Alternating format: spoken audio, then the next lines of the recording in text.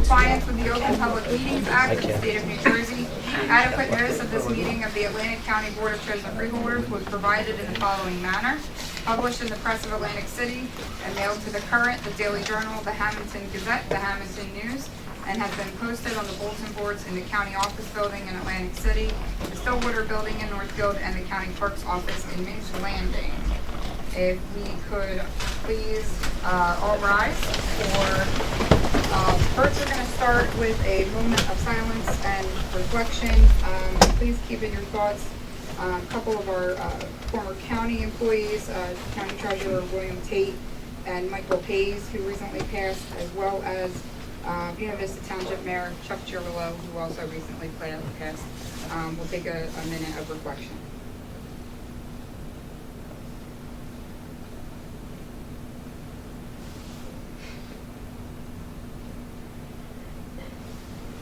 Thank you. And now we'll have the Pledge of Allegiance. Attention, salute. I pledge allegiance to the flag of the United States of America and to the republic for which it stands, one nation, under God, indivisible, with liberty and justice for all. Okay, Madam Clerk, please call the roll. Chairwoman Gatto, Freeholder Bertino will not be here today. He's out of town. Okay, thank you. Bennett. Here. Horsey. Days. Here. Fitzpatrick. Here. Formica. Here. Kern. Here. Risley. Here. And Gatto. Here. Okay, you've all had the opportunity to review the minutes from the October 22nd, 2019 meeting. If there's no corrections, I'll entertain a motion to adopt the minutes as presented. Motion and second. Any freeholder comments on those? Being none, roll call vote. Bennett. Yes. Horsey. Days. Yes. Fitzpatrick. Yes. Formica. Yes. Kern. Yes. Risley. Yes. And Gatto. Yes. Okay, now we will go to the printed agenda, and we are going to start off with a presentation from Atlantic County Vocational School District application to the New Jersey Department of Education for the Securing Our Children's Future Grant by Dr. Phil Gunther, Superintendent. Phil, come on up. Thank you, Chairperson Gatto. Excuse me one second. Oh, are we using the TV? That's exciting. First timer over here. Yeah. Okay. So I want to thank the board for allowing me to come today and talk about our application under the Securing Our Children's Grant Fund for the renovation and expansion of the Atlantic County Institute of Technology. Just quickly, I'll go through some programs that we've had, just kind of the history of the school. The programs on the screen date back to 1974. They are still operated at the school today. Some of the names have changed, but these are programs that have their roots that can be traced back to 1974. Auto, CAD, carpentry, cosmetology, culinary, you can see the whole list. Information technology actually grew out of electronics, data processing, commercial art. We actually had graphic arts at one time at the school, but these programs, as you know, all have become more digital over the years. With that being said, we were a shared time vocational school from 1974 until 2000. And at that time, we started to phase in full-time academy programs.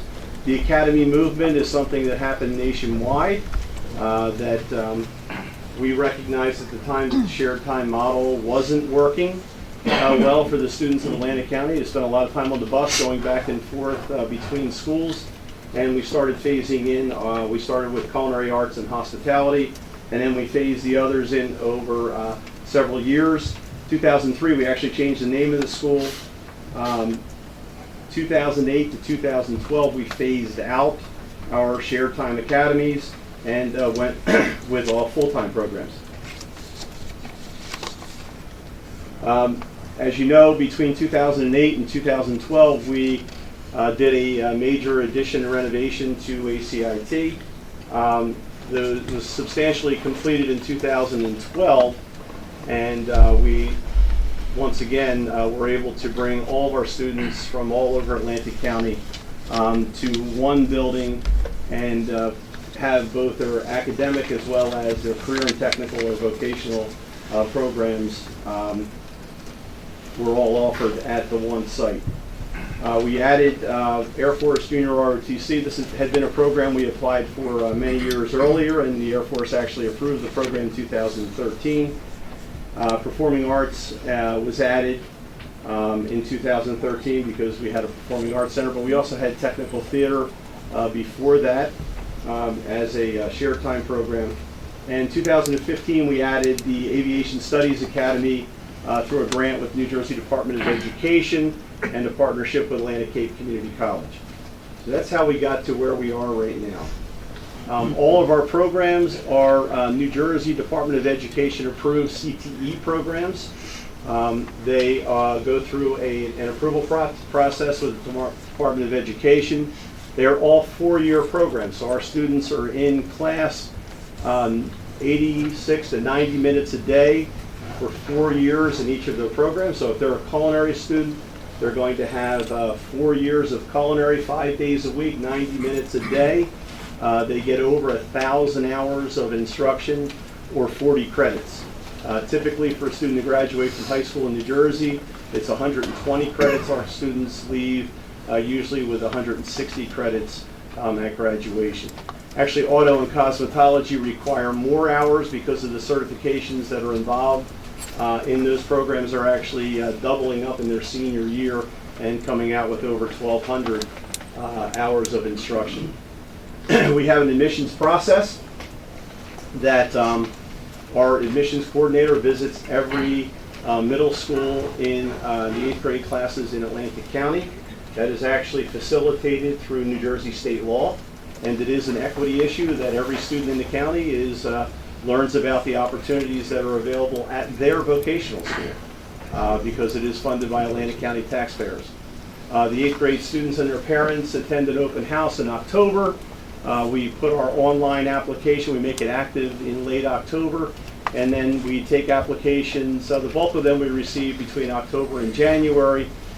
We start our review late December, as late as we can in December, and into January. We receive over 1,000 applications every year. This year seems to be trending much higher. We had the portal open for a little over a month, and we already have over 960 applications for the freshman class for next year. With that being said, to ensure equity for all students in the county, we accept applications on a rolling admissions basis because the application consists of 2 parts, what the parent and student put in and what the sending district schools send to us. So we try and work hard to make sure those applications are complete. Doesn't always happen in a timely manner, but we try and accommodate as many students as we can and to certainly be as fair to all students as we can, regardless of where they live. As I said, our admissions coordinator, she visits all of those schools. Over 1,000 applications. There is a committee that reviews the applications. It is a blind application process. We are not allowed to ask if a student has special needs, and we do not receive any information about 504 plans, IEPs, or health information as part of the process. They are evaluated by the cohort, so if they apply for culinary, all of the students who apply for culinary are evaluated among that group, as well as the students for each of the 17 programs that we have. The requirements for each program are different. A student who's going into engineering, math, and science certainly needs to have more proficiency in math and science to benefit from that program than the student going into culinary. So with that said, our enrollment has grown to about 1,661 students at this time, and we are receiving over 1,000 applications a year. This is a statewide issue. Senator Sweeney recognized this issue and put forward the Securing Our Children's Future Bond Act, went through the legislature and was approved by New Jersey voters in November of 2018. Across the state of New Jersey, there are approximately 2 applications for every 1 seat in a school like ACIT, and this grant program was specifically designed to address that need. So it turned out to be a $500 million program, $350 million for CTE expansion and school security. It looks like about $275 million is going to be for school expansion, CTE, school expansion. The rest will be used for school security. $50 million has been allocated statewide for community colleges, and $100 million for the water infrastructure projects throughout the state of New Jersey to address the lead problem in schools. This is a 75% grant, 25% local match. If we came to the county and wanted to do a program to expand the school, the county is only eligible for 40% debt service aid. You are not eligible except under this grant program for 75% grant. It really is a once-in-a-lifetime opportunity to receive these types of funds that are specifically tailored for career and technical schools. There's only one career and technical school in Atlantic County, and it's the Atlantic County Institute of Technology. We're the only school that's available to apply for these funds.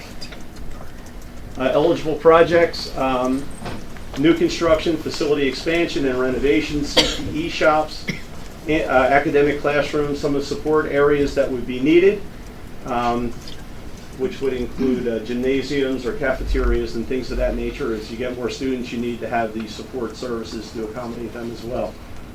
There is land acquisition available, but that does not apply to us. We're not looking for that, but up north there are some school districts that have bigger issues with land than we do. So the grant process is the Department of Education is finalizing the grant application. It will be out shortly. They're going to be looking for the things that are listed here. We have begun this process, but the reason that we're here today is to ask permission to continue in the process because we're going to be expending district funds and to see if there's support to do this. We don't want to go too far down the road unless the Freeholder Board is of a mind to approve this, because at some point I'm going to come back and ask for the county to provide a 25% match for whatever the final cost is. What we've been told so far is it looks like the state is going to have several different types of projects that they're going to approve, large, small, medium projects. The largest, the indications would be about a $40 million grant could be eligible for, and what we're hearing, and this will be finalized, is for 4 districts throughout the state. This is a competitive grant, so I can tell you that there are more districts applying for this than there are grant funds available from what I've been told. So it's a 2-phase process. Once we actually submit to the New Jersey Department of Education, we'll have to have architectural drawings and documents to go along with that, site plan and all the other things that go along. Then the department will review it. They'll come up with our eligible cost. Not everything that's in a school plan is eligible for state funding, so that's one of the things that we will find out as we go through this process, and we will come back to the Freeholder Board and hopefully working with our architect, come up with a number and a pretty good idea of what is fundable and what is not fundable. So the project requirements under the grant, you have to increase CTE capacity. You have to serve more students who are interested in CTE programs and careers. Prepare students for high demand, technically skilled careers. Align with the labor market demands and the economic development goals of the county. And this is where Atlantic County is really, I think, a step ahead, because you've done such a good job with your economic development plan, both with the study that was done by Angelo Economics and now with the Economic Development Alliance and the work that they're doing. It makes it a lot easier for us to apply because that data is available. We have to engage local employers in identifying workforce needs. We have over 300 employers on our advisory board. We have engaged them in the process to identify the needs, but also to kind of give us some ideas of the spaces that they think we would need, as well as the equipment going forward to facilitate the programs that we would be offering under this grant application. So these are the programs that we presently offer at the school. Our school has a functional capacity of 1,705 students. Our current enrollment is 1,661 students, so we're almost at functional capacity. Excuse me, we have an unmet demand of at least 600 students. based on the applications that we receive every year, and that's been consistent and trending higher this year. These are our enrollment trends over the last several years. These are the enrollment numbers by program. So we have students in a wide array of programs. Some of these are combined, like construction and trades really includes carpentry, plumbing, and electrical, so they're combined into one umbrella. And these are the enrollments by sending district. So as you can see, the larger districts send more students. And it is dispersed throughout Atlantic County. Usually trends along the lines of number of students in a particular high school. Here's our enrollment by ethnicity. We're a very diverse school, something that we're very proud of. In fact, we mirror the demographics of the county that our students reside in. In fact, we're probably a little more diverse than the county is when you look at our student population. So these are the new programs we hope to facilitate under the grant application. And we believe these are directly aligned with the economic development plan and workforce needs of the county. First is aviation mechanics. So I know the county is investing in a hangar, and hopefully we're going to be able to draw an aviation maintenance company in to Atlantic County. We already have an aviation studies program, and we're aligned with Atlantic Cape Community College and Embry-Riddle University. We would develop the aviation mechanics program using those alliances as well, and hope that our students will be able to transition into the adult program with advanced standing in aviation mechanics. Exercise science would be part of our health sciences offering. It is a field that is needed and one that is aligned with the health sciences curriculum that are presently being offered at the college and university level. Auto collision, we actually have an auto body shop, but we would need additional classroom space to support students in that area, as well as we need an auto body teacher. So if any of you know someone in auto body who would like to teach and go through the New Jersey Department of Education certification process, we would love to talk to them. Diesel technology is another that has been identified by our local employers as a need in this area. Welding. Welding goes along with many of the areas, including advanced manufacturing, and it is one of our largest night programs. So we have a lot of students coming back in the evening getting a welding certification, certainly aligned with iron workers and other programs that feed into the construction trades. And last is HVACR, heating, ventilation, air conditioning, and refrigeration. Something we might need in this room that we could certainly enhance. Once again, these are our programs that there is an identified need throughout the county, and this is something that employers are telling us. Our expanded programs, we hope to be able to take more students into building trades. We have room in shop areas, but we would need more classroom space to accommodate them. Culinary arts is one of our largest programs and one that dates back to 1974. We would actually be putting in a couple more culinary labs. Right now our culinary spaces, our teaching spaces, are in the production kitchen as well for the school lunch. So we would still use some of them, but we need additional culinary spaces, especially for the advanced culinary classes that we offer. Dental assistant. That program is growing as part of our health sciences umbrella, which we have medical assisting, dental assisting, health sciences, which has really a couple of tracks within the health sciences program, one leading to EMT certification, the other students who are taking an advanced topic in health sciences that is aligned with a dual credit course with Stockton University. And so these are the programs we would hope to be able to expand with some of the additional spaces that we have. These are the labs that we need for this program, and the support spaces. Because as you get more students, you need more room.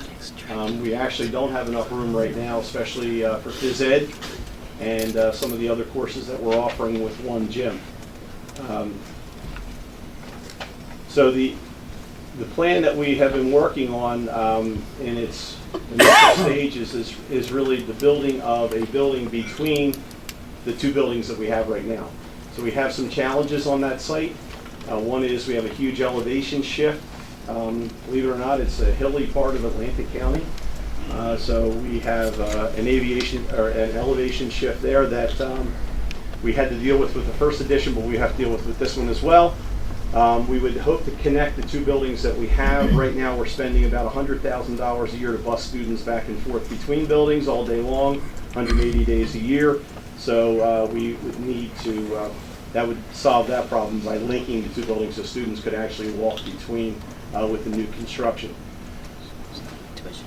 This is our present site. That is the main building with the white roof, and then the building with what looks like a green roof here is what we call our south wing. This is a freshman building. All of the freshmen take at least their academic classes in that building, the majority of them. So they do have to travel up to the other building for culinary and carpentry and auto and the CTE programs. It is too far to walk. It's probably between 250 and 300 yards between buildings, and a day like today, we'd have a lot of wet kids. What you're seeing in blue is the CTE spaces that we have right now. And then these are some of the new spaces that we would be adding with this grant. Diesel, aviation, welding, to accommodate the spaces that the programs I talked about, including that health sciences building. So that the classrooms that are shop areas that are presently being used for health sciences would be converted to regular classrooms and science labs, and then we would have new spaces that were specifically designed for that purpose. This is what the link would look like. There is an athletic field in this proposal. We presently have athletics, a limited number of athletics. We do have a track team, but we don't have a track. So some of these spaces do need to be added as we go forward. This would be a gymnasium that would be adjacent to the health sciences area and the culinary area. This would be a whole health sciences wing that would accommodate dental, medical, and the health sciences classes and the exercise science as well. We're looking to increase our CTE spaces by about 51% with this, and this is just a rendering that the architect has done of the building that would join the two buildings together. There is a lot of work that needs to be accomplished. It's easy to draw pictures, but now you have to put numbers to what the actual costs are, and that's why we're here, because we don't want to get too far into this without having some indication as to where we're going. This is probably hard to see, but I do have some hard copies. This is the enrollment summary by sending district and what the expansion impact would be on each of the sending districts in Atlantic County. This number is based on the percentage of enrollment that that district has with us now over a period of years. It changes a little bit, so it's an average of the percentage of enrollment over, I believe, the last 5 years. So we can see where the increases are and which districts would trend along the lines of the districts that have more students with us would have larger increases. The ones that have fewer students would see less of an increase overall. And that is my presentation. Well, I just want to say one Sure. thing. Some of these items, as you mentioned, may not be approved through that process. There's only certain things, like for instance, the track that Yes. may not come under that grant, so you don't know until You don't know. And any facility project that's submitted to the Department of Education, there are eligible costs and the costs that are not eligible. So we would not know entirely until we would submit, but the architect should have a pretty good idea, and that's why we want to work closely with him to develop a number, and then we would come back to the Freeholder Board at some point to give you a specific number that would be your maximum exposure on the 25% if you give us the go-ahead to continue in the planning process. All right, freeholders, any questions, comments for Mr. Gunther? Freeholder dispatcher. Sure. So Mr. Gunther, we all agree that the ACIT provides cutting-edge programming, and as you said, the diversity of the school is what we are looking for in all our schools in Atlantic County. And the grant we're talking about today is for capital expense, not operating expense at all. You want to increase enrollment to about 2,000 students or more than 2,000 students.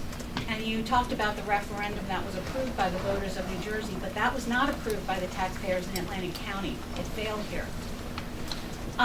Atlantic County's population has been declining over the last several years. We don't have the population to warrant another high school. We lost about 10,000 people between 2010 and 2018. ACCC's enrollment is down 1,300 students in that same time period. 3 school districts have asked you via resolution to stop and do research before you apply for this grant to see how it's going to impact them. As you can see, people are concerned about its impact. Additionally, the operating costs, we have information from Greater Egg that shows us there's a budgeted tuition sent, then an actual tuition, and then 2 years later they get a final bill. Right. How is that fair? Well, Additionally, it's the state law. That's the way they do tuition adjustments throughout the state of New Jersey. That's not something we made up. It is the state law. That's how it is done. Now, with the adjustment, a couple of things that are happening that are actually good for Atlantic County. We had probably the misfortune of growing during a time when school aid was frozen. School aid is no longer frozen. Atlantic County Institute of Technology is receiving aid, and as we receive aid, our tuition will go down because tuition is calculated after state aid and after the county share. So as we receive more state aid, our tuition will go down. What has complicated it for us is as you are growing, to get your tuition number exactly right is a challenge, because the state of New Jersey sends us a certified tuition rate 2 years after that budget year. So what we have been able to do is in some years, in fact, when we got the additional state aid in 18, we actually gave the 90-some% of that aid back to the sending districts, $3.1 million. We were the only school in the state of New Jersey that I know of that did that. We gave it back. Our budget was already done. The sending district's budget, they were already done. So we gave back $3.1 million. In fact, Greater Egg got back over $800,000 during that time. We have also, there were 2 years that we did not discount the tuition adjustment, but there were years when we did discount the tuition adjustment, meaning that we could have charged more and we didn't. So we've taken a conservative approach to this, and as the state aid increases, we are very hopeful that the tuition number will go down. If you looked at the state aid numbers throughout Atlantic County, per district and per student, if you broke it down by student, they are all over the place. For instance, Pleasantville gets $64 million a year in state aid. They get $18,000 a student in state aid. We get about $5. We take a student from Pleasantville, we educate that student for $5,000 in state aid and what we charge in tuition. Greater Egg gets more in state aid. They've been certainly a full-time school much longer than any of us. They've been receiving state aid for many years. They get about $32 million a year in state aid. So it is, as I said, all over the place based on enrollment. And hopefully, if the funding formula is funded the way it should be by the state of New Jersey, we'll see some equalizing, some flattening of that. Now, the population figures that you give, I'm sure they're true. However, I can tell you we have no shortage of applications. We're turning away about 500 kids a year. I And in fact, understand this that. year, we're going to be turning away more because we're already trending much higher with our applications. But you're leaving sending schools empty or with less Well- children than they need in order to pay their bills. They still have to have teachers, pay the electric, keep the heat on. They have to abide by a 2% cap year over year. You don't have to do that. It's not a fair system. The county has a 2% cap. So the county is under the 2% cap. The county obviously funds part of our budget. And, you know, we try and work within 2% with our tuition increases. Some years we can, some years we can't. But remember, you know, our tuition right now is $6,100.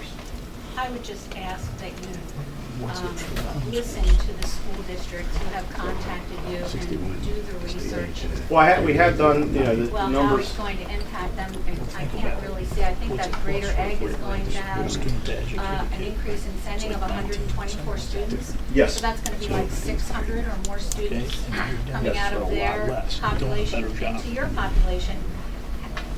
You know, they just built a new high school too.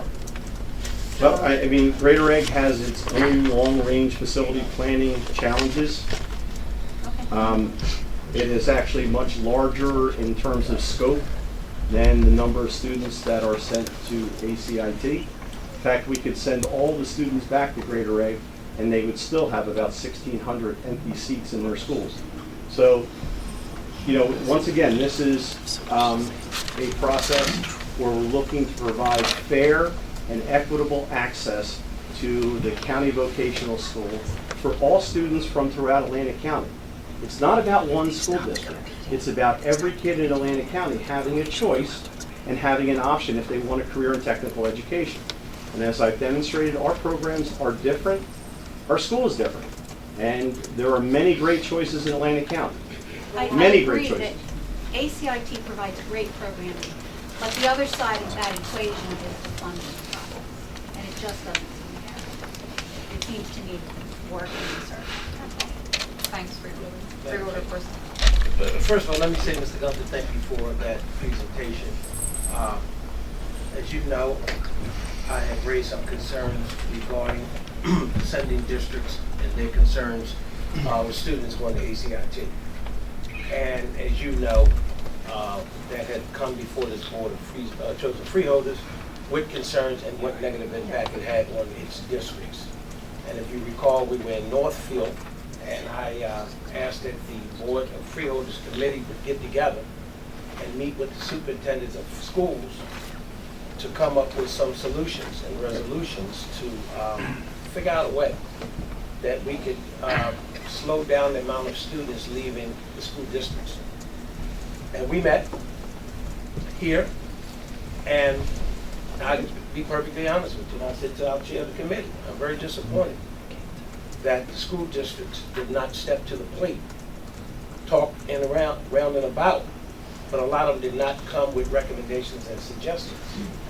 And so I don't want this to be us versus them at the end of the day. And we all would agree, and I've said this 100 times, I am never going to tell a parent where to send their kids to be educated. I think my colleagues would agree with me that this is indeed a county high school. May not agree with everything that's going on, but it's our ownership. We own it, we fund it, we do what we do for it. But I'd be remiss if I did not commend the superintendent of the Greater Egg, who has been relentless to keep us abreast of what's happening in and around his district. And yes, they've asked that it slows down the process. But I think what struck me again today was, you made a comment, and I believe it to be true, that the only person or only entity that can apply for this grant would be ACIT. And so, saying that, that doesn't give ACIT, in my opinion, an out not to continue to work with the local school districts. Because you do have the upper hand in terms of you're the only one who can apply for this grant, and it would be foolish for us not to support it. Because if we don't apply for it, somebody else is going to apply for it. And we may not get everything we think we should get. It's not fair to some of the school districts who are losing, again, the number of students going to ACIT, but that's the parents' choose to do so. You provide that service, and I think all of us, whether we for or against, would say ACIT runs, for the most part, an outstanding school. Numbers fluctuate between 25% here and we talked about $31 million, $3.1 million that you've given to school districts, et cetera. Again, that's fine and dandy, but it's still, as my colleague said, it leaves a void in the local school districts, and it's unfortunate. I'm still hoping, at the end of the day, that the districts will continue to get together and come up with other ways to try to keep students in their district. It would not be fair for me to sit here to just go against ACIT, to go against them. I'm just one vote. But I hear that same argument, whether it's Atlantic City and Pleasantville. But again, I don't think they've stepped to the plate to make their case at this point.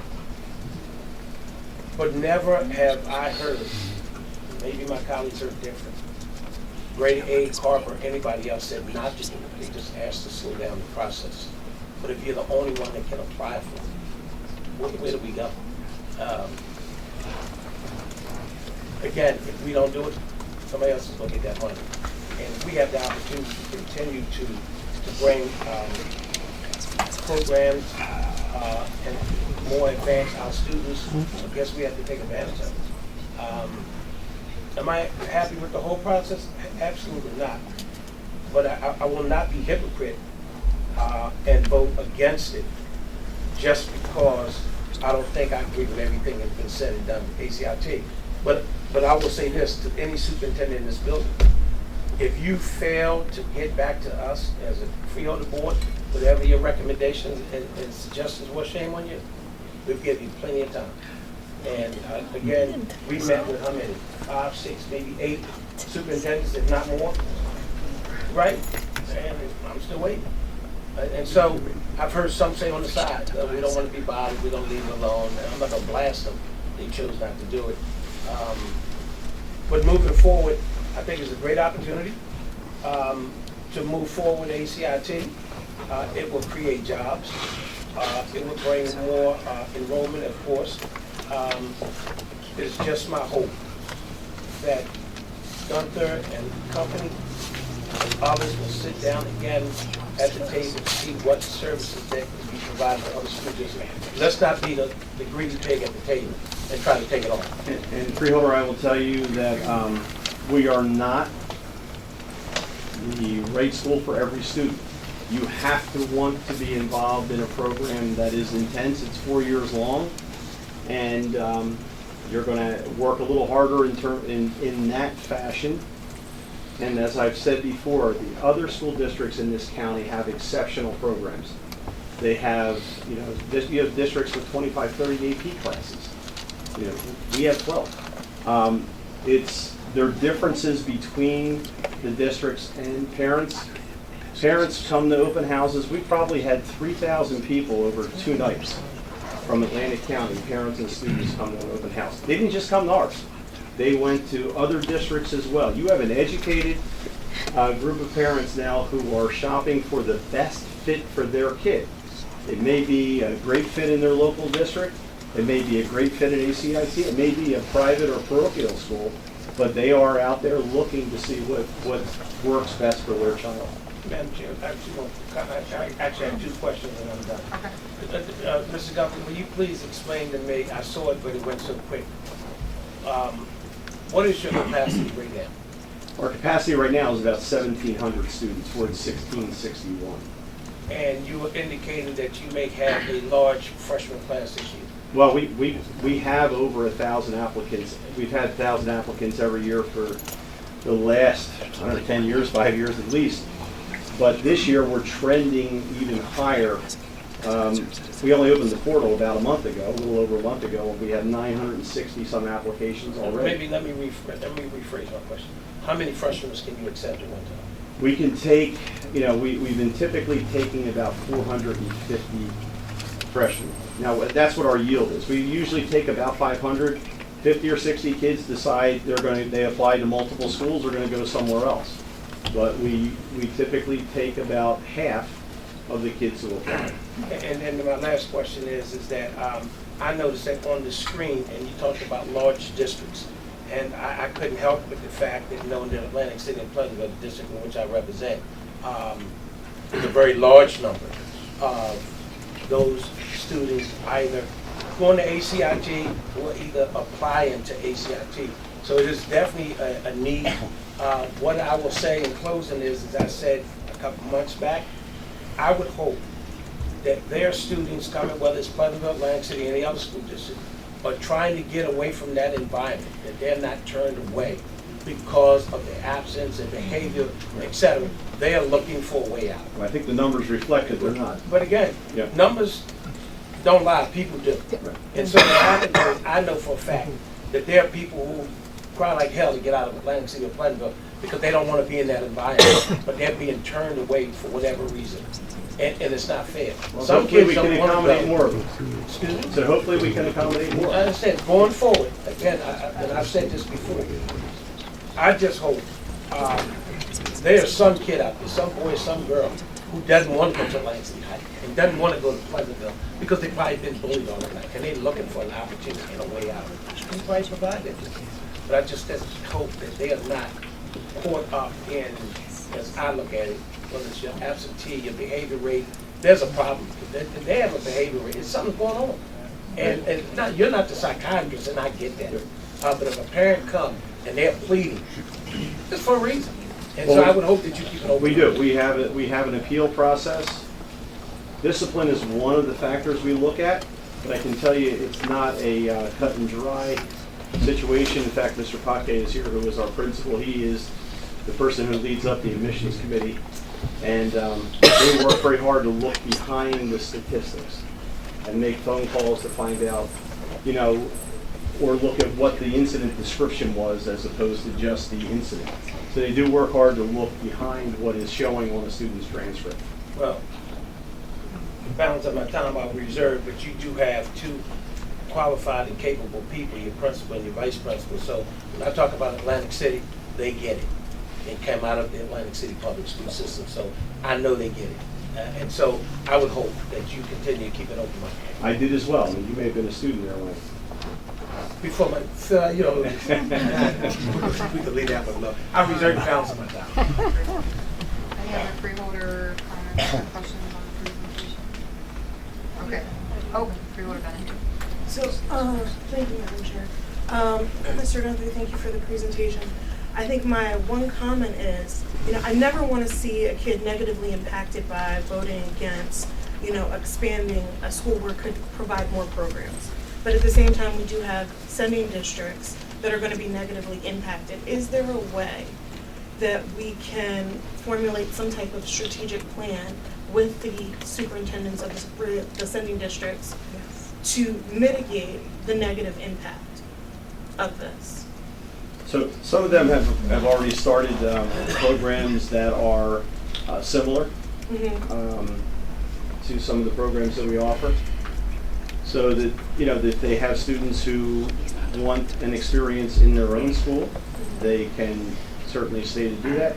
And we've also been very open about sharing resources. We've had superintendents come in and look at our facility, we've had principals, supervisors come in, look at our equipment. They've asked for specific. We've given everything we can whenever anyone asks if they're looking to start a program. Some of these programs are very hard to run on a basis of an individual school district. For instance, an auto is one of them.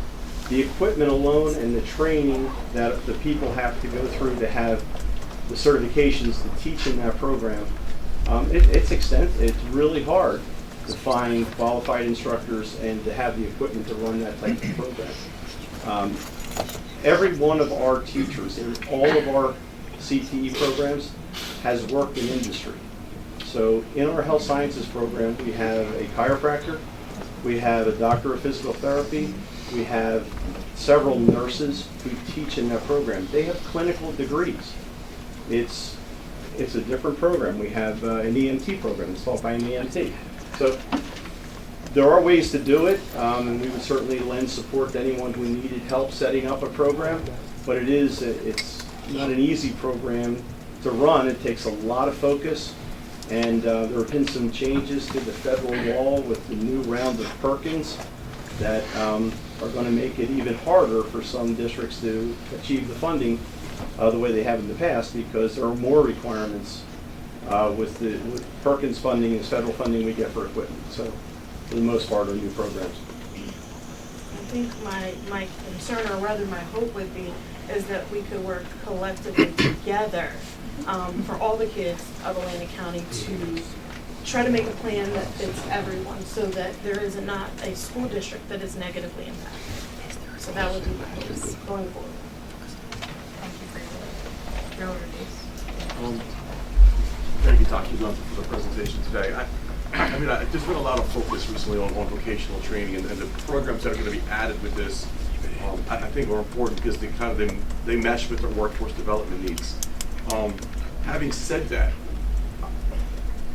what's the time frame? I mean, because you said that you're not sure if the athletic fields would be included or approved in this process. I mean, again, we can debate that later. Can we debate that or talk about that later? Yes. So let's just say things are approved today.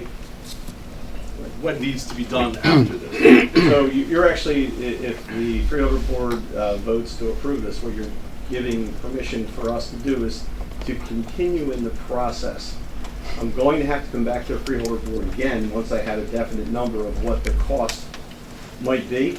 I have a ballpark right now, but ballparks are not the best thing to go on. So it's going to take some more intensive work with the architectural team to come up with some numbers that are pretty hard and firm that we're going to submit that would make us eligible for the maximum grant that we could get. So we're going to have to come back to you at some point and say, this is a whole program we think this amount is going to be fundable, and this is what the county share will be, because the county is responsible for 25% of that. Once we have all that information, I will be back here again. But the reason I'm here today is we don't want to go too far into the process. If I come back, and you say forget it, it would be a waste of money for us to engage an architect in that process. We've already done a lot of work on this because we had to update our long-range facility plan because of all the changes that we have and the enrollment that we have as well. So it's, we want to make sure that we're on the right track and that, we have the county support to go forward. Kind of as a follow-up, I mean, I want to keep the focus on the workforce development needs and the vocational training. Is there a way to, and again, I don't want to limit, as Freeholder, of course, said, where students can go to school, but certain percentages to ensure that these new programs that were on the screen, the new applicants are going into these programs?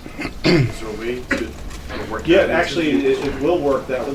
There'll be some bleed over into some of the programs, and we showed that on the screen that were some programs we're hoping to increase, like building trades. We could take more students in that area. But we don't have the classroom space to support them. Our classes, our building, scheduling-wise, is really at 100% of scheduling because of the functional capacity almost being met. But with that being said, that's going to be our focus for bringing in those students, the programs that we identified. The other is, you asked about the timeline. If the the formal application is available in January, there'll probably be some time in between the application being put out by the DOE and the formal submission of that. We're probably looking at about a 6-month process, and then they're going to take time to review it. So we may not know if we get approved until the fall of next year. So it's a longer term process. It's a planning process, that we're going to be engaged in. But we don't see the need diminishing. We see it growing, with the number of students in our county. Anything else for you?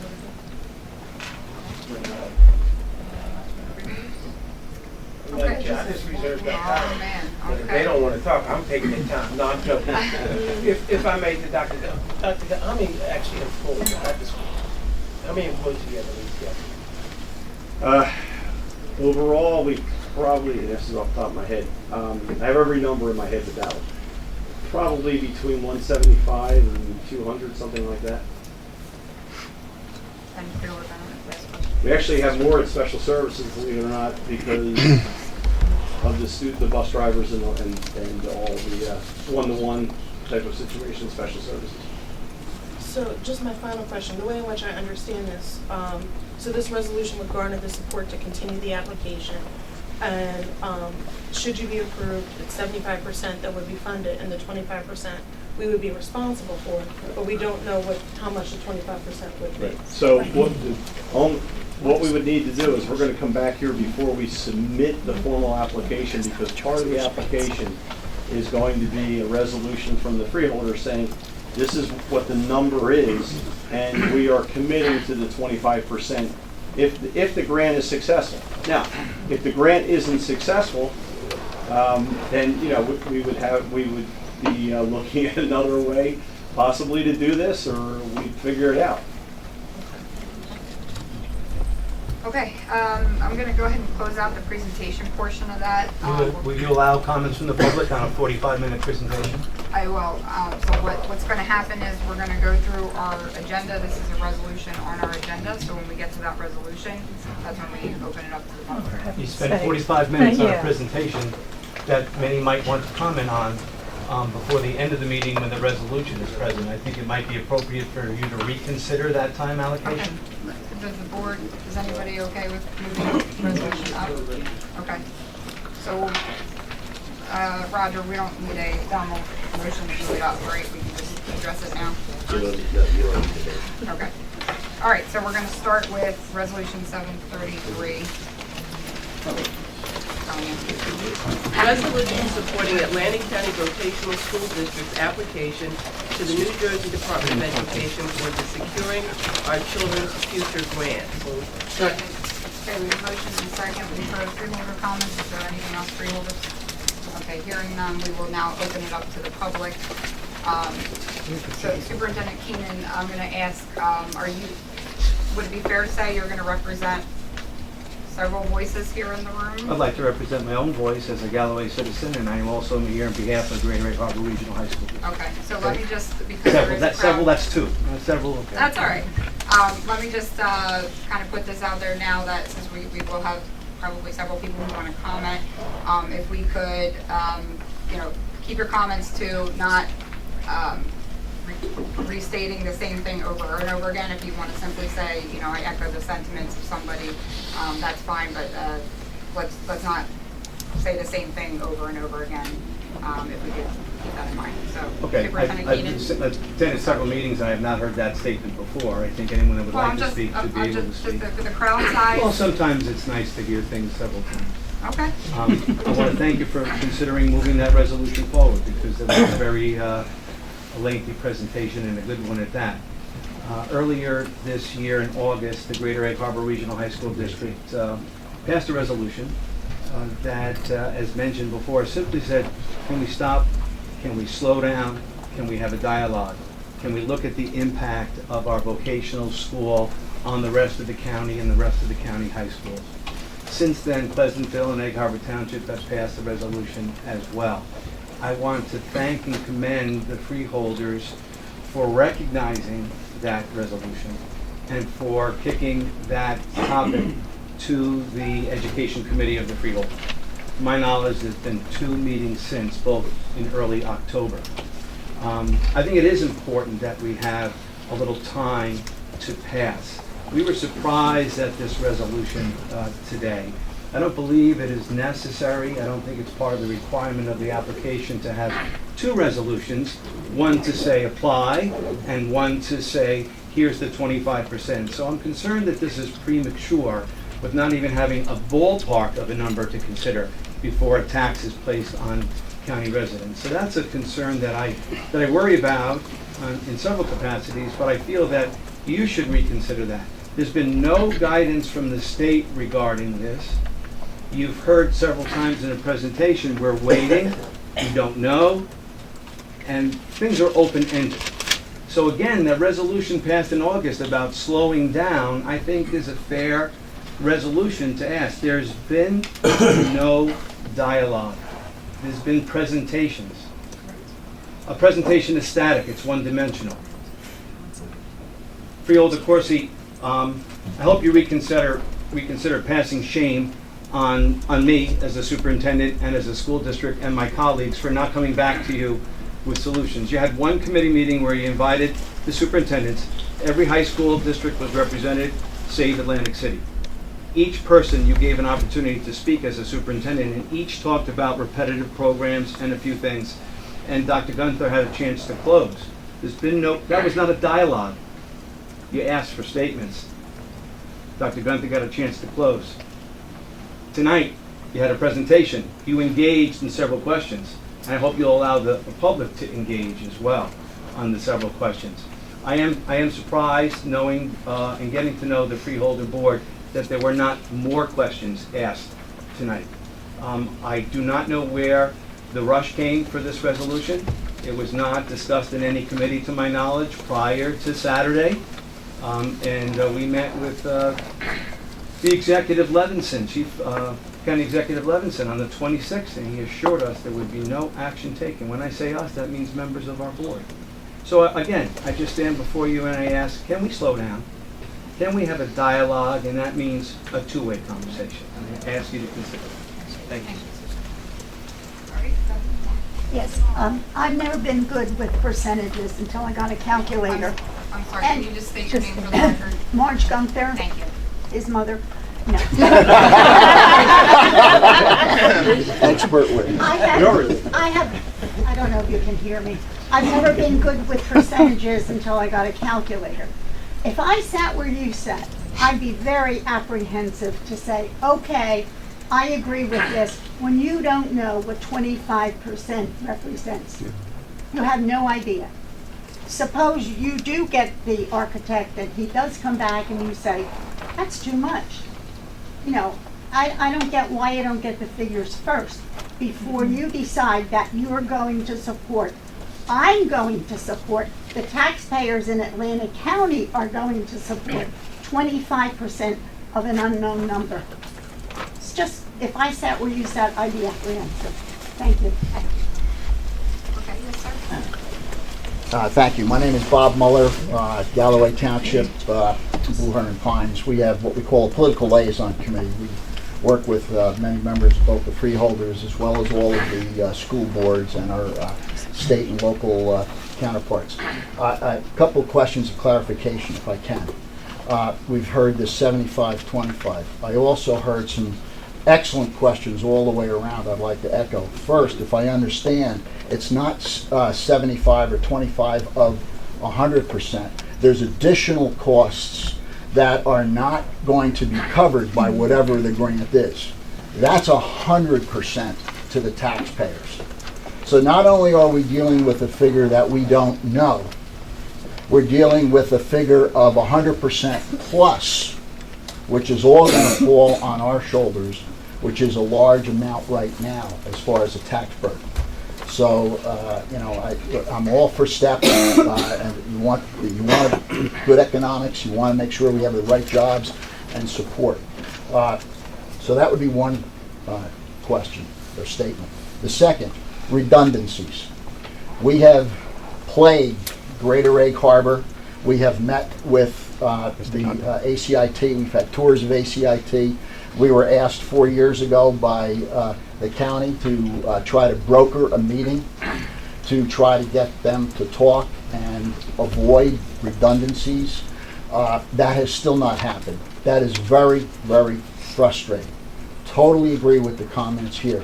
There has to be a way to leverage the expertise that exists at ACIT, the expertise that exists at the sending schools, so that it's to the benefit of all of the students in Atlantic County. We are paying the taxpayers for the redundancies that are involved. All right? So those are the two statements I would ask. Thank you. Let me just Bill, just confirming that the answer to the first question, his assessment was correct. It's not, there could be additional costs Thank you. outside of. And significant ones, if I understood the, Let me just have, Bill, just yes or no? There- Just confirm, yes. There could be, however, that would be a decision the freeholders would have to make whether they wanted us to include. Right. So Okay. I the just wanted maximum to answer the grant is question. 40 million, so you could do the math, we would wind up probably 25% more than 40 million. Okay, just wanted to answer the gentleman's thank you, question. I appreciate Thank that. you. Freeholder for Meeking has a question. Yeah, I just wanted to address the question by Ms. Gunther. When you talk about the uncertainty of things, understand this resolution today is only supporting an application for a grant. And the process is going to be lengthy. And I'm not good with numbers in my head either. We need to calculate things. But you won't know what that number is for a future decision if there is no grant. So if the opportunity is there to take the grant, which it is for all 21 counties, we are just in support of the application for the grant. A lot of questions today. I was at several meetings, all legitimate concerns. I'm looking at the empty seats in the different school districts, and I would be concerned too. 2,000 seats in one district, 400 in another. But this is simply asking for the support to make an application for a grant. Once that grant's in place, that sets the entire budget process into motion. We not only fund ACIT, we fund ACCC. We have a process, a board of estimates to look at all those numbers. But we can't get to any substantive number unless we know we have a grant. And the grant can be up to $40 million. And this development could be up to $59 million, as I was told. Or it may be less, or it may have to be changed. But today, the language here is only one singular thought: to support the application to apply to the state of New Jersey for this grant. I just wanted to make that clear. Just very briefly, Mr. Formica is right. I'd just like to add to the statement that once we have the numbers, there'll be an impact study as to what it's going to affect our budget. So we will be asking the treasurer and the staff and discussing the impact to Atlantic County taxpayers before we move forward. Okay, thank you. Let's continue with public comment. I'm just working my way over, so let me continue that. Go ahead, ma'am. Okay, I'm Dr. Janice Lake Betts, and I'm here as an educator and also as a business owner in Atlantic County. We operate Tuckahoe Turf Farms, which is in Hamilton. Many of you might be aware of it. And we employ many young people there, and many of you have visited our farm. And I'm here to support what Dr. Gunther is proposing to at least move ahead with trying to apply for the grant. And I have personal experience since 2016 with ACIT. My granddaughter attended there. That was my first involvement with the school, so to speak, on a first-hand basis. I worked at University of Pennsylvania supervising teachers. That's a little bit of my background. So I got involved in the school system and saw what happened and became very involved because now I serve on the advisory committee, so I know what happens there. And I'm here to speak on behalf of what he's proposing to explore this. And I think that it's just a lost opportunity if you don't move ahead a little bit with this to at least explore it for the funding that's available. My granddaughter, after attending ACIT, got a scholarship to Westminster Choir College for voice performance. She's a senior now. She has been to Germany twice on behalf of what the school has done. The German students visited ACIT. And so, you know, it's a great place for advancement. But what we really need in South Jersey, you're so economically depressed sometimes in this area, are the trades. We try to find someone to do welding in our turf farm, or we try to find a mechanic. Do you think you can find one? You know, so what he's talking about is these kids get out of high school and they don't have a job. You know, so if there's any way we can expand this and work together with the districts. I taught at Apsagami years ago, so I understand what the other districts are and what the needs are. But I just think an exploration of this, we just need to consider, I ask freeholders to move ahead with considering moving the application ahead if possible. Thank you. Okay, Creed, Creed Pogue. That's right. Creed Pogue, 169 Cumberland Avenue. First, a more technical question for Dr. Gunther. Have the regulations been published in the New Jersey Registry yet? They should be out. They were said at the end of December, beginning of January. Okay, because there's been other state Department of Education programs that have also taken recent bond issues that have taken quite a while. There was an article in New Jersey Spotlight, one of those wonky online things, that was talking at the beginning of the summer that, well, at the end of the summer, that the guidelines for this should be done, and then there would be about a 90-day comment period before there's an application form. Because until that's done, no one can file an application.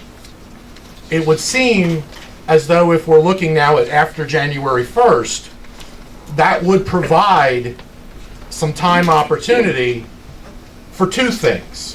One are those discussions, but perhaps also from the board, perhaps to ask the state to consider some revision to whatever their original vision may well be.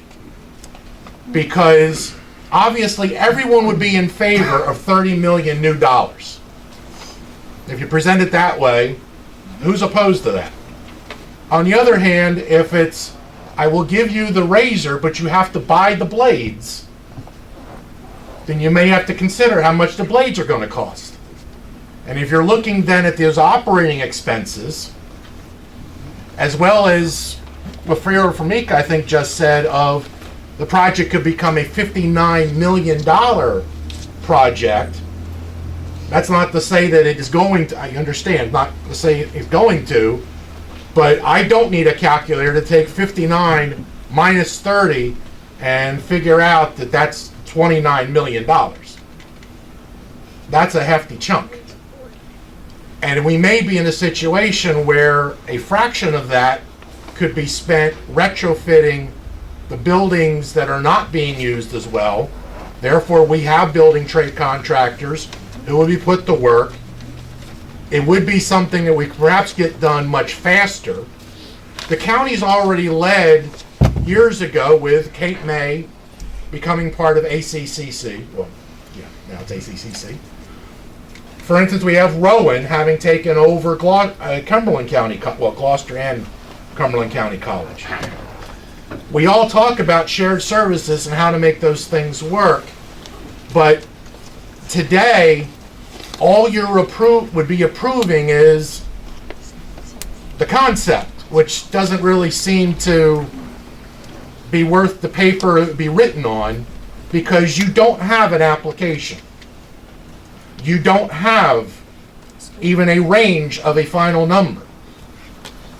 But it may perhaps be better to make the request to the state to look at enabling shared services, because that may be the type of bright and shiny thing that helps us get $40 million approved. Perhaps would also, for whatever obstacles there are, perceived or otherwise, between the various districts coming together with the county, that'd be a way to move that along. But simply giving the approval today, I know that's not just a blank check, but it's all but that, without any other conditions. So it may just be tabling that for today and providing the impetus for the other discussions and looking into the comment part with the state may want it being a much more productive for everyone path, short-term as well as long-term, because those operating expenses could be fairly major. Thank you, Madam Chair. Thank you. Mike Baldwin. I have a question for the freeholders. Is the county financially set to take a 25% investment in this without impacting the taxpayers of the county? Now, I know a lot of you just got reelected. You might want to think of that, because if our taxes go up, we're already tax strapped as it is. If our taxes go up, I know living in Galloway, that board there has worked very hard to keep taxes down for the residents of Galloway Township. If they have to increase taxes because the county increases their taxes, you're going to have some upset people, folks. Thank you. Yes, go ahead. Melissa Tomlinson. I'm an educator in Buna. One thing I noticed that when Mr. Gunther was presenting the presentation and talked about the impact, he did it for the number of seats, but I did not see a monetary figure attached to that projected loss of seats on the individual districts. And what I also did not see as part of the discussion is what that financial impact would have on the specific district. You have districts right now that are basically cash strapped. Yes, funding has changed since Governor Murphy got into office, but we still haven't recouped from Governor Christie's budget freezes. And to make up that money and then lose seats at the same time as we have since ACIT has grown, it's put districts deeper and deeper in a hole. They're just starting to dig out of that hole now. To do this would undermine all of those districts that are sending even the smallest amount of students to ACIT. Another portion of that presentation that kind of raised a red flag for me, I'm a special education teacher, and I'm a data person and a policy person, and I was looking at the numbers of percentages for each of the high schools in the county of special education students. So ACIT for 17-18 school year was around 11%. Every other high school that I researched, except one in the district, runs at 15 to 19%. Now I know that the students do not specifically identify as special education students on the application, but there's still something in that process, and I'm not saying it's intentional, right? It may be, like some kind of bias that comes out through the application process that I think needs to be examined before we go forward with this, because what I hear from a lot of parents and from a lot of teachers is that we have the special services school, and then we have the ACIT school, which is almost turned into a mini college. So we have this big gap of special needs students that are not being addressed right now. Thank you. Thank you. I'm going to go here. Thank you. My name is Christy Bird. I am on the Board of Education in Edgewater Township. However, I am not speaking on behalf of the board. I am speaking as a resident. My husband actually went to Hvac and is a diesel mechanic. Well, he's a fireman, but he was a diesel mechanic. But based on the standards of ACIT, he would not have gotten into the program now because he applied when he was in high school. He realized college was not for him, and he got in his junior year and did it and then went on. If we're talking about equity across our county and building the trades and encouraging people to get into the workforce, we're asking 7th and 8th graders to make a decision on what they want to be for the rest of their life. And oops, if they mess up, they don't get that opportunity again, because if you don't apply in 8th grade and get accepted, you don't have the opportunity to change. So it's really closing a lot of doors for students who the original intent of vocational schools was to open more doors. So I see that as a problem. And I'm going to put my educator hat on. I'm a teacher. And so as far as equity concerns, I have concerns with some of the slides that were up here, because if you're taking into account a student's attendance rate or a student's behavioral records, that is not doing any student any favors. It is not some students' fault if they're missing school. And by using that data to close doors, that doesn't seem fair. We have a room full of public school educators. I have to educate my students whether they miss 15 days of school a year, or if they miss 45 days of school a year, or 1 day of school. The expectations do not change. They are welcome and they are educated. I cannot say, well, sorry. And I feel that that is an unfair practice, and that is probably causing a lot of the bias that maybe intentionally or unintentionally is occurring. And, you know, that was diverse, but I didn't see it as overwhelmingly diverse with those numbers. And if you're counting out people who have high absentee rates or come from a transient home, you're really closing doors that a vocational trade would really help them, certain students rise above where they started from. So if we're talking about making a 25% investment to the county because we want to encourage trades, then maybe we need to look at some of the practices being more equitable across the board. Thank you. William Boyer, Galloway. I'm not going to talk about speed bumps. Promise. You're still on my mind. You can't right now. You're still on my mind. I appreciate that. Of course, you said about, a lot of that money will bring in a lot of jobs.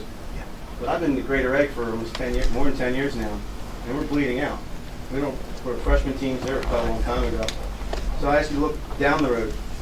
You know, when will we be cutting our JV teams? What about our extracurricular activities, which are down? Our clubs are down. But I think Crest is around 1,000 kids. Cedar Creek's probably 1,000. Gamey's leading a little bit. I think Gamey's bleeding out a little bit more. And that's just from Greater Egg. I don't know about the other schools, but I imagine they're hurting too. So what if they expand to 500 more students? That's 100 less incoming freshmen to Oak Crest, Cedar Creek, FCM. Down the road, that's going to add up. People aren't actually flocking into South Jersey anymore. Yeah. So, can we really support that? So yeah, not just the programs for the kids that don't get accepted, the VOTEC, ACIT, sorry. The long term. That's the thing about that stuff. All right, let me go to Peg. Thank you. My name's Peg Poe, and I'm on the Finance Committee for our Greater Egg Harbor Regional High School. On the Finance Committee, our superintendent and business administrator come to us with projections, with what they'd like to do to help the students. And everything has a cost assessed to it. I find it troubling that in your agenda, you have dollar amounts listed under everything, except this. To have a proper presentation, there should be sections of what they're proposing. This is a dollar amount. We'll do this. I didn't see anything like that. That's troubling. You should reject this proposal. And I understand, Mr. Corsi, allowing students to have their choice of schools. There are plenty of schools that have excellent programs, but there isn't an honest brokering here, in my opinion, from what I've seen sitting on finance. And most of you are conservative, so I'm really surprised that there was no dollar amount attached. So I believe that you really should have him bring all the details to his proposal. Say, we want to do this. This is the dollar amount. That is my suggestion to you, because this is an open-ended, and I don't agree with that. And I also like to know, when did Mr. Gunther know about this presentation? When was he informed? Does anybody, do any of the freeholders know the answer to that? Well, we approved the agenda when Sonia. When was that? Thursday of last week. Thursday, but Mr. Levinson knew about it 2 weeks ago, that he was going to do a presentation. But we didn't know. And if we hadn't been in the meeting with Mr. Levinson, we would not have known about this today. That's not true. Oh, excuse me. Yes, it is. We have members who attend all the meetings, and you have old business, new business. And we did not know about it until we attended that meeting. And I would also, as freeholders, when Mr. Gunther said about going to full academy, that meant he was doing everything, not just the vocational skills, but English, math. I I beseech you to look into the number of students who are graduating who have to take remedial classes in college. We haven't been able to get that information. I hope each of you will look into that as well. Because perhaps just having the vocational programs there and using the schools that know how to get good results in math, English, science, and history, or U.S. history, we might do a better job of educating them there. So thank you for your time. Thanks. Dr. Gunther, Tom Grassi, Greater Egg Harbor Regional. Dr. Gunther shared the presentation, forms of the presentation with School District of Atlantic County numerous times, but that last slide was the first time that we've ever seen it. And I'd like, if you could, send us a hard copy of that. Actually, Mr. Keenan has it. Okay. With Greater Egg Harbor Regional losing an additional 124 students, that would be over $1 million if you include tuition and transportation per district.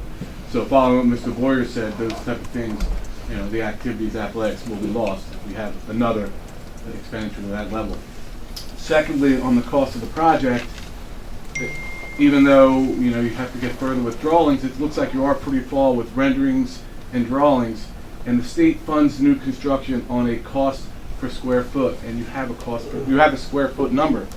So you should be able to have a pretty close approximation of the total cost of the project. And to follow up what someone else said, it is based, 25% based on eligible costs. And if that square foot per project and it goes out to bid and it's double, then, you know, your 25% could grow to 30%, 35%. So thank you very much. Thank you. All right, keep going. Okay, yes. Hi, Kim Gruccio, Superintendent of Egg Harbor Township.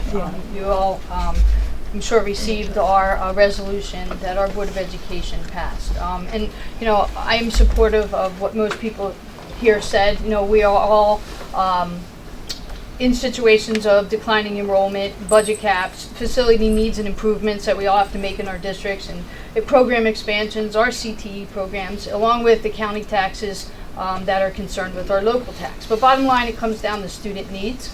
And what I ask you to do at this time is to take into consideration what you heard and perhaps table this for right now. And my solution, which I didn't know about that there was a meeting that was supposed to bring recommendations, but my solution would be, what about a Atlantic County strategic plan, where you will include the school districts and hear what our student needs are, because this shouldn't be about competition. This should be about collaboration. And we wholeheartedly support career and technical education, vocational education, and Phil and I have had those conversations. But I would like to collaboratively design a plan that's conducive to all the school districts and the needs of all the students, that we can work together. And perhaps we send the students to ACIT, or ACIT sends an instructor or a program, because we have facilities, particularly in the auto mechanics, that we can work together. So on behalf of Egg Harbor Township School District, that's what I have to say. Thank you. Thank you. So there's just a few things I'd like you to consider. Can you say your name? Meg Sertain, I live in Brooklyn. Thank you. Freeholder Formica said that he was considering all the empty seats. I'd like you to consider all the seats that are still filled, that deal with less books, less teachers, less kinds of resources.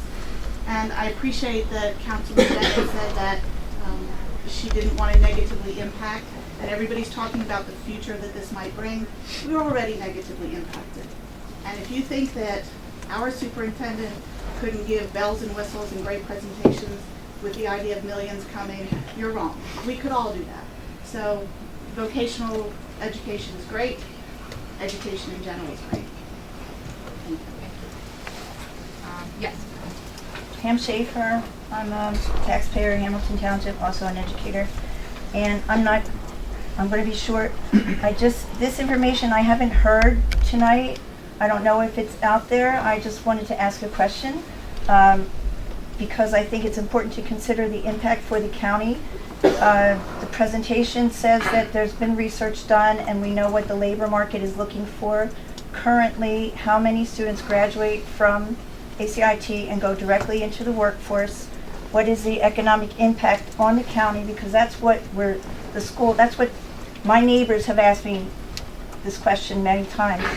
How many kids graduate from there and go, because not everybody wants to go to college, how many go directly into the workforce, and how many go on to colleges where they could possibly change their mind completely about what kind of education they've received. Thank you. Phil, do you know the answer to that right now, or is that I can provide some general numbers. So, as you know, when you look at your profile for graduates, they go to both 2-year and 4-year schools. Some of them go to technical schools for further training. Some of them go to 4-year schools. We have a blend of both. So about 78% of our students go on to some type of post-secondary, whether it's a 2-year school, trade school, or 4-year school. I don't have those numbers broken down specifically. The remainder go into the workforce pretty much, or into the military. So, you know, that's, you know, where things are going. And it's, there are, I think, some misconceptions about career and technical education today that students are prepared for both. They're prepared for both college and career. So if they choose to go to college, they're ready for that. If they choose to go right into the workforce, they are ready for that as well. And just further clarification, those of you who have magnet programs in your schools, you have applications. I don't know if you're aware of that or not, but you do. okay, yes, sir. Good evening, Dave Capuccio, 119 Winding Way, Hamilton, New Jersey, and Superintendent for the Buena Regional School District. I'd like to echo what my colleagues and fellow educators have said. However, I just ask the Board of Freeholders, have you truly considered the impact that this will have on the students that exist in the public schools as is? Have you really considered that? There's no doubt, my colleague from Buena just left, asking what that would be. What that will be is a decline in enrollment on our end in Buena Regional. Students from our district will leave to go to ACIT, and I understand that. And I don't question the academic programming at ACIT. I think they do a great job. And I would like to say I think I have a pretty collaborative relationship with Dr. Gunther. We collaborate, we speak frequently, and I value that relationship. However, in defense of Buena Regional School District and the other public districts, the decline that we will see will inhibit our ability to provide comprehensive programs for our students in our district. So Buena Regional High School, our district has a little over 1,600 total students. Our high school has just under 600 students. A reduction in 10, 20 students from our high school could mean we may no longer be able to support a drama club. We may no longer be able to support a particular athletic club. So it directly impacts the students within the Buena Regional School District. We are all county schools. ACIT is not your only county high school. We are all county schools with high schools within the county that rely on the support from the freeholders and, you know, our elected officials. So I ask you to really consider the impact that this is going to have on maybe the 450 students. Yes, they're going to have a great opportunity for a state-of-the-art expanded programs at ACIT.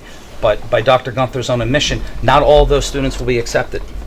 Not all of those students will be accepted, and they'll come back to their local public high schools, and they will see a reduction in potentially in the programs that we offer. The reduction could cost employees, other residents within the county, jobs because of declining enrollment. So I ask you to just please consider those facts. Thank you. Kevin Wessler. I'm an educator at ACIT. I'm the resident of Fort Public and also the president of our association. I'd like to start off because there was a comment made from Ms. Cohn right behind me, and I'd like to start off saying my members do know how to educate students. Just because we have Hvac does not mean we don't meet the academic standards, as I myself am a chemistry teacher there. But as a taxpayer, I heard a lot about the students, and this is about them. The empty seats may impact high schools, but I also didn't hear anybody say how keeping those 20 students, what they're going to do with that expands their high school, that makes it better than what they have. There's a reason students are coming to ACIT. And, I have a child, and I would think that I want him to be in in the best schools as possible for him that fits it. If that's ACIT, so be it. If it's Cedar Creek, so be it. But I haven't heard anything here that's talked about by keeping those kids there, by what they're going to do to service them. Because there's obviously going to be a reason that the demand's there. There's obviously a reason they want to come to ACIT. And I'd ask that if they're gonna be, they're talking about us tabling, but why aren't they coming saying how we can benefit those 20 seats or the 100 and something seats that we might take from them? What are they going to do to benefit those kids to keep them there if this isn't approved? To me, that's the question that needs to be addressed, because I look at it as if you vote against it, then all those kids might be a disservice because they don't have a plan for them. They don't have a plan that benefits them any more than they currently are. And obviously there's a reason they're coming to us. Thanks. Anybody else who hasn't spoken yet? My name is Lloyd Foster, the taxpayer, I suppose to say, made my name also assistant business manager of the electricians union, and I'm also a board member for my second term, I guess you would call it, for on ACIT. Excuse me. If I'm not mistaken, Mark, you're not approving our application today. You're approving us to go forward, gather all the intel, and we have to come back to you with the application. I heard a few shots at Bill for not having numbers when we're not doing all that yet until we get your green light. I don't think you're going to read about the paper that we're getting ready for an application. What's going on? As we get all the numbers, we come back here, correct? And then we're going to ask you to approve those numbers, and this is not an open-ended vote. And so I don't know how some of the students do when they go to college from our program, again, for the IBW. The students, when they stand in front of us, when the students come from ACIT, they come to our, they're trying to get our program. We barely ever have, I can't remember any of them not making it, and we have these 2 nights a week, five years, that's one of the schools you're talking about to go to, that we have 700 applicants a year, and we take on the inside maybe 35 apprentices. And anytime we can get somebody from this district, of course, we go to all the way to Camden County to reach out to people. If I get somebody from the district, especially if I get somebody from Atlantic City, we put one in our alignment program starting now. We try to do our best, but we never have to worry about it because they come out excellent. I don't know how they do with remedial something we're talking about in college, but I know when they come to our program, they're ready to go. They have hands-on and they're ready to do school. The schoolwork's tough. It's discipline and stuff. But we're not, again, we're not asking for an open-ended, we're just giving just to go forward and we'll have a chance to answer. And some of the questions Phil was asked, I don't think any superintendent would ever have on the top of their head. That is, and anything they're asking about the graduation rate and how bad they do, I don't think anybody wants to share those numbers. Ours would. So, but that's all I'm saying. Okay, go ahead. Just real quickly, with all due respect to the comment that the gentleman made, the chemistry teacher at ACIT, I did not know that this was a forum for local school districts to come and talk about all our initiatives. But I would welcome the Board of Freeholders to come to Buna anytime to one of our board meetings, and we would be glad to go over all the initiatives that we're doing to try to improve our programs and increase student enrollment. Just to the gentleman, we applied and we're one of the only districts in the state of New Jersey for a preschool expansion for a demonstrated need within our community so that we can service all 3- and 4-year-olds in Buna, the Buna Regional School District. And we had one of the highest awards. We've been reduced money. Our funding is reduced because of enrollment, and we are trying to find other ways to bring revenue in. So we applied for the preschool expansion grant and received over $1 million to expand preschool for the residents and to get those students in school and learning earlier. So I would welcome a conversation with anyone, an open dialogue to talk about what we are doing in Buna Regional School District to help our residents and our community members. So when that forum avails itself, I would be glad to share all of that. Thank you.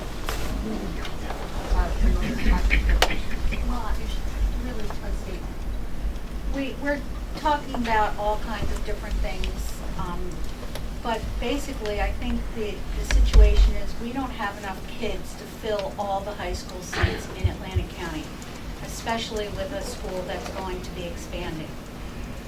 And for that reason, I would move to table this so that we can get some more information or a plan on how to address that. Because we'd be having the same conversation if Buna wanted to expand and take kids from another district, and entice them for whatever reason. There just aren't enough bodies to fill the spaces. So I move the table. Second that. I just think that we need a strategic plan that is going to benefit all kids in the county. Yeah, there's no discussion on motion to table. Okay, so we have a motion. Table is you go to work on it immediately, no further discussion. Okay, so we have a motion and a second to table, so let's take the vote on that. Just for everybody's understanding, once that hits the table, we can't have any more discussion on the topic.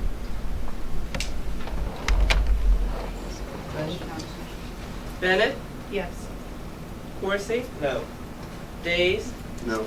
Fitzpatrick? Yes. Formica? No. Kern? No.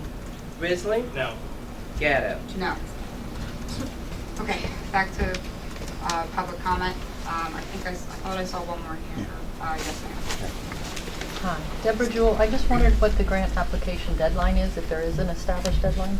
I'm sorry, I think the question was, what's the grant application deadline? Yes. I think what we heard was you're going to start that process in January, you believe, but we don't know the deadline date yet. It most likely will be June, so I will be, that's the information we have right now. Okay, thank you. And, yes, sir? I know I spoke before. One word that keeps getting repeated here and repeated, please collaborate. Collaborate, collaborate, collaborate for the benefit of the students, because that will also benefit the taxpayer. The other last comment I would make, I realize this is just for the application process, and yeah, you don't want to turn away 40, but 25 of 40 is 10 million. I would still simply say, for the freeholders, what ultimately is the line that's too far to cross that is going to damage the taxpayers? And if we collaborate, well, everybody here collaborates, there's a good chance that we can maximize costs to the benefit of all the students. That's it. Thank you. Madam Chair, are we going to go back and forth with debates all night? Oh, boy. Well, I only saw We're here one more for, hand we're come not up, being and that was- paid. We're volunteering to be here. And I appreciate you being here, but I just don't want this to continue going back and forth. Well, you don't like what's being said. I saw one. Excuse me? You don't like what's being said. What? You didn't hear me say that. Yeah, you did, because you're trying to cut off debate. Ma'am, you didn't, don't put words in my mouth. You just did. Okay, guys, stop. I We saw, can debate all night. You can't out-debate me. No, I Trust saw, me. Trust me. You Well, can't out-debate me. freeholder, I know I can freeholder, vote you out. please. I saw one hand up, and that was Superintendent Keenan's, so I'm going to assume that's the last comment on this. So, Superintendent. Thank you for recognizing me. Several have hung their hat on the fact that this is only a resolution to apply. And some, even members from the audience in favor of the application have said the same. But there is nothing from the state that says that this resolution number 733 is required. There is no documentation at all about the process. You're hearing maybe June another application should be filed, or an application will be filed. I don't know where the resolution came from or why.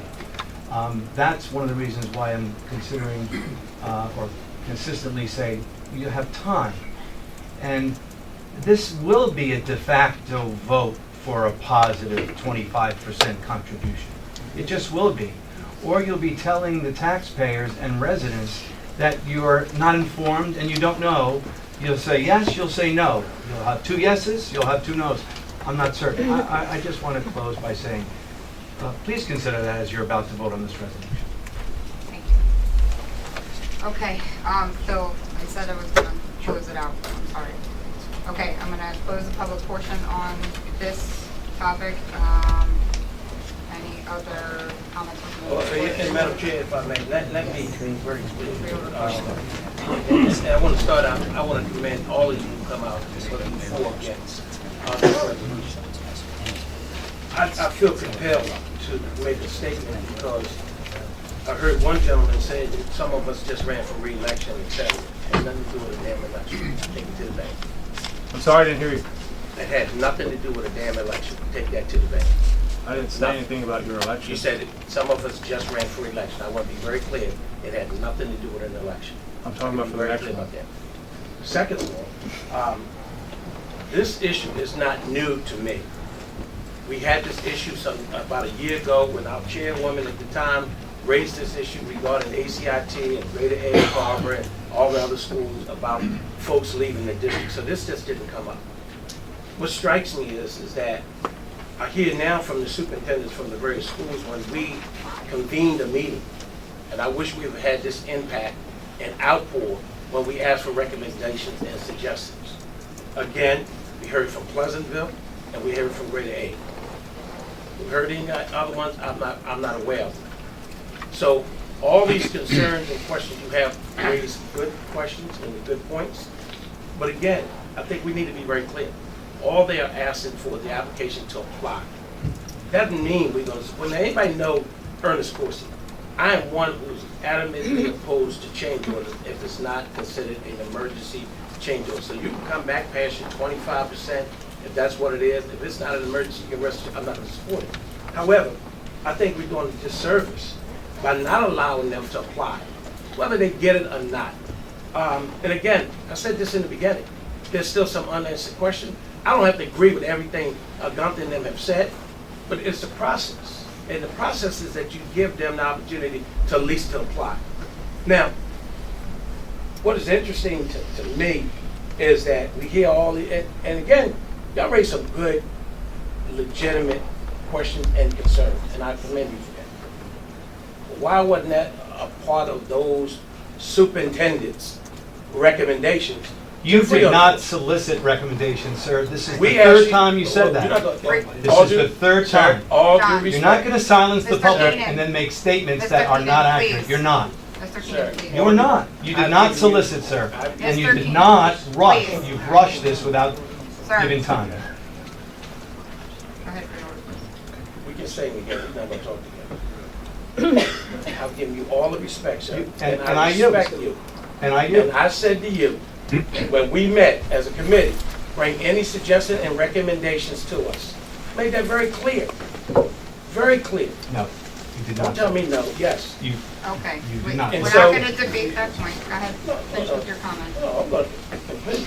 well, there were 9 colleagues here that were superintendents that could. Okay, we're not having a debate We'll write about you. that meeting. We will write. We're, Thank you. we're on this resolution. But moving forward, again, you have a right to agree to disagree. And at the end of the day, I think we still would agree what's in the best interest for our kids, period. Whether they get the grant or not. But if they don't apply, they have no idea if they're going to get it. Whether it's 75% or 25%, they still have a right to apply. You would not want somebody to tell you your district couldn't apply for a grant. You wouldn't. You're talking to me, and the resolution does not necessarily have to occur. And I want the money to stay in Atlantic County, and I want our vocational school to have Okay. more money for the appropriate It's programs. going to say Atlantic County, right? I hope so. But we're just only one of many who are going to apply. So moving forward, it is, again, Mr. Gunther and others' responsibility and obligation not only to continue to attempt to meet with the superintendents, but to make sure that this board is brought up to speed exactly what's happening. This is not a closed deal because he come today and get a resolution passed, and it's the end of it. Far from that. It's a process.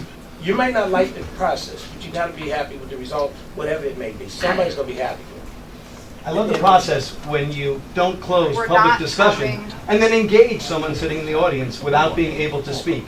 So I'll continue to speak Let me because say I don't this want to be again, portrayed Madam as Chair. someone that is not collaborative.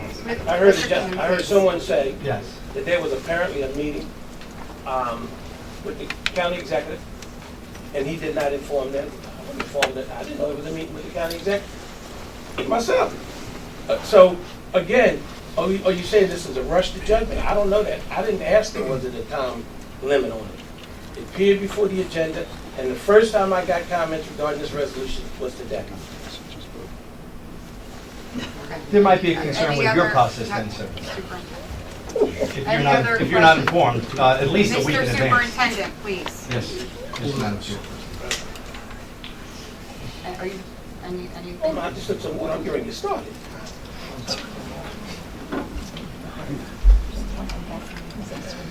I have one Are comment. you done? You're killing me. I'm just Vice Chair adding, Wall. we are on the education committee as well as Mr. Days. We did have a meeting. I do agree with the gentleman out here about continuing to collaborate where we can.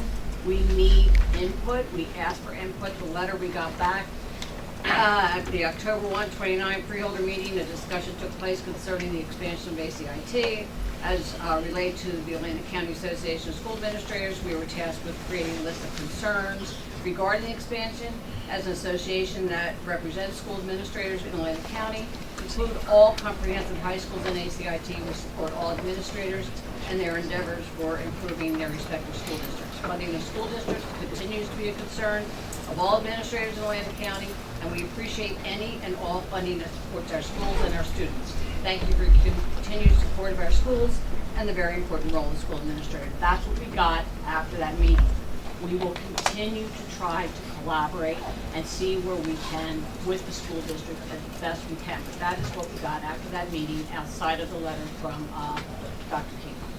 So I just want that for the record, because it's not like we have not put an effort out there. We are putting an effort out there, and it is our responsibility to continue to put an effort out there and to hear the people of our taxpayers and our school districts. So we will continue to have that dialogue. Okay, Freeholder Davis. Again, whether this resolution is required or not, I'm actually, and I found out on Thursday when I looked at the agenda, I'm actually glad that it was on the agenda today. I think Mr. Foster said that they could have gone ahead and applied, and we wouldn't have any say in that whatsoever. If I don't want the words to come out. Put the application together. Correct. So I'm actually glad that it's on the agenda because it gives us a 6-month time frame. We heard a lot of input from concerned taxpayers, school administrators, school board members. If this wasn't on the agenda tonight, we would have heard 6 months down the road, yes or no on the project. So I'm actually glad it was on the agenda, and I'm glad that it wasn't required, but it's still here. A lot of questions that I have, I was taking notes when everyone was speaking, but it all comes down to the problem that New Jersey is not properly funding the schools. I mean, we're one of the bottom 3 in the country as far as reliance on property taxes. That's ultimately what the issue is. Secondly, there's a pretty intense conversation in the state right now about school consolidation. So, I mean, we're talking about the impact that ACIT might have on all these districts, and trust me, as a taxpayer, I'm very concerned about that. But also, as a member of NGEA and a taxpayer, I'm concerned about this talk about school consolidation.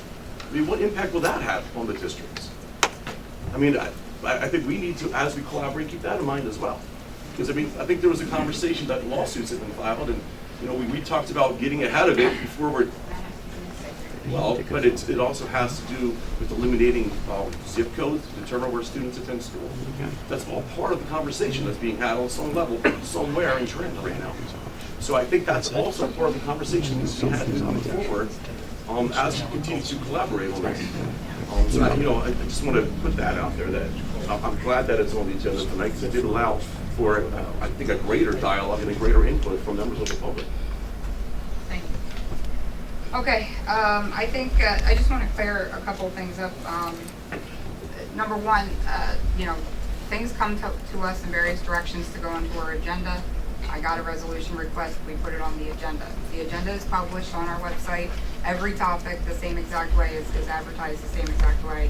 And you heard me read in the beginning of the meeting all the ways that we advertise the meeting. So that is how you can find out anytime what will be on our agenda. So I just want to clarify that point. The other thing is, and Creed, this kind of goes to what you had said in your first comment, is the state of New Jersey, legislators of the state of New Jersey are the ones causing this divide by enabling funding for only county vocational schools to apply for it. And tying local school districts' hands with various caps that don't apply to vocational school districts. So I really hope we will do our effort, Creed, to ask them to consider some of these things that are being discussed with regard to the funding that's available. All of you, I'm putting that cry out to you as well. The state legislators are the ones enabling all of this. Okay, so they need to be hearing this just as emphatically as we are. So I'm putting that cry out to all of you to make your thoughts and concerns known to the state legislators who are approving this legislation and this funding. And other legislation that impacts either vocational school districts or local school districts. Please bear that in mind. Okay? I think we still have I think there's a lot of work to do. I think, we heard we still have a lot of dialogue and discussion to have back and forth with each other. Vice Chairwoman, I would ask that you continue to hold the school committee meetings. Let's get back in and hear different things from the superintendents. Certainly, if there's anything that superintendents want to share with regard to programming and things like that, you can share it with all of us at any time. We will be happy to disseminate that among our different groups, and I'll even offer to put it up on our rotating screen so that anybody walking through our buildings here in the county can see what's available across the county. I think those are some things that we need to take away, over and above the resolution that's at hand here. So those are just a couple of things that I wanted to say. So with that, we'll go ahead and have a roll call vote on the resolution. Bennett, Abstain. Coursey, Yes. Days, Yes. Fitzpatrick, Abstain. Formica, Yes. Kern, Yes. Risley, Yes. Gatto. Yes. Okay, with that, we'll move on to the rest of our agenda.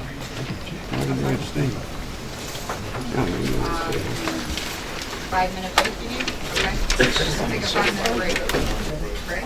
Grant application to the New Jersey Department of Human Services for the 2020 statewide respite care program, amount not to exceed $176,850. Moved. Second. Motion and second. Any freeholder comments? Comments from the public? Roll call vote. Bennett? Yes. Coursey? Yes. Days? Yes. Fitzpatrick? Yes. Formica? Yes. Kern? Yes. Risley? Yes. And Gatto. I just want to make a quick note. We did discuss the majority of these in our budget committee meeting. And so we're making the recommendation. 688. Grant application acceptance from the New Jersey Department of State Division of Elections for the Help America Vote Act 2018 Election Security Grant, cybersecurity remediation for the purchase of election laptops, amount not to exceed $9,268.74. Moved. Second. Motion and second. Any freeholder comments on that? Comments from the public? Roll call vote. Bennett? Yes. Coursey? Yes. Days? Yes. Fitzpatrick? Yes. Formica? Yes. Kern? Yes. Risley? Yes. And Gatto. Yes. 689. Grant application acceptance from the United States Department of Health and Human Services Center for Disease Control and Prevention for the fiscal year 2019 overdose data to Action Operation Helping Hand funding, amount not to exceed $62,500. Second. Motion and second. Freeholder comments? Comments from the public? Roll call vote. Bennett? Yes. Coursey? Yes. Days? Yes. Fitzpatrick? Yes. Formica? Yes. Kern? Yes. Risley? Yes. And Gatto. Yes. 690. Grant application and acceptance for the New Jersey County's Excess Joint Insurance Fund for the Brit Safety Grant to fund the purchase of plow guidance lasers and cones for special events for use by the Department of Public Works. Funded amount $6,253.75. County in-kind match $6,253.75. Moved. Motion second and a second. Freeholder comments on that? Comments from the public? Roll call vote. Bennett? Yes. Coursey? Days? Yes. Fitzpatrick? Yes. Formica? Yes. Kern? Yes. Risley? Yes. And Gatto. Yes. 691. Continuation grant from the New Jersey Department of Children and Families, Division of Children's System of Care from the Social Services Block Grant Program, amount not to exceed $39,825. Moved. Second. Motion and second. Freeholder comments? Comments from the public? Roll call vote. Bennett? Yes. Coursey? Days? Yes. Fitzpatrick? Yes. Formica? Yes. Kern? Yes. Risley? Yes. And Gatto. Yes. Going to take the chapter 159s all together? Move. Second. A motion and second. Any questions on those? Okay. Comments from the public? Okay. Roll call vote. Bennett? Yes. Coursey? Days? Yes. Fitzpatrick? Yes. Formica? Yes. Kern? Yes. Risley? Yes. And Gatto. Yes. 695. Amended professional services agreement with Highland Design Group for land surveying, engineering, and environmental services for the proposed public access improvements at the terminus of Motts Creek Road, County Route 657, to extend the term date only, no additional cost. Okay. Second. Motion and a second.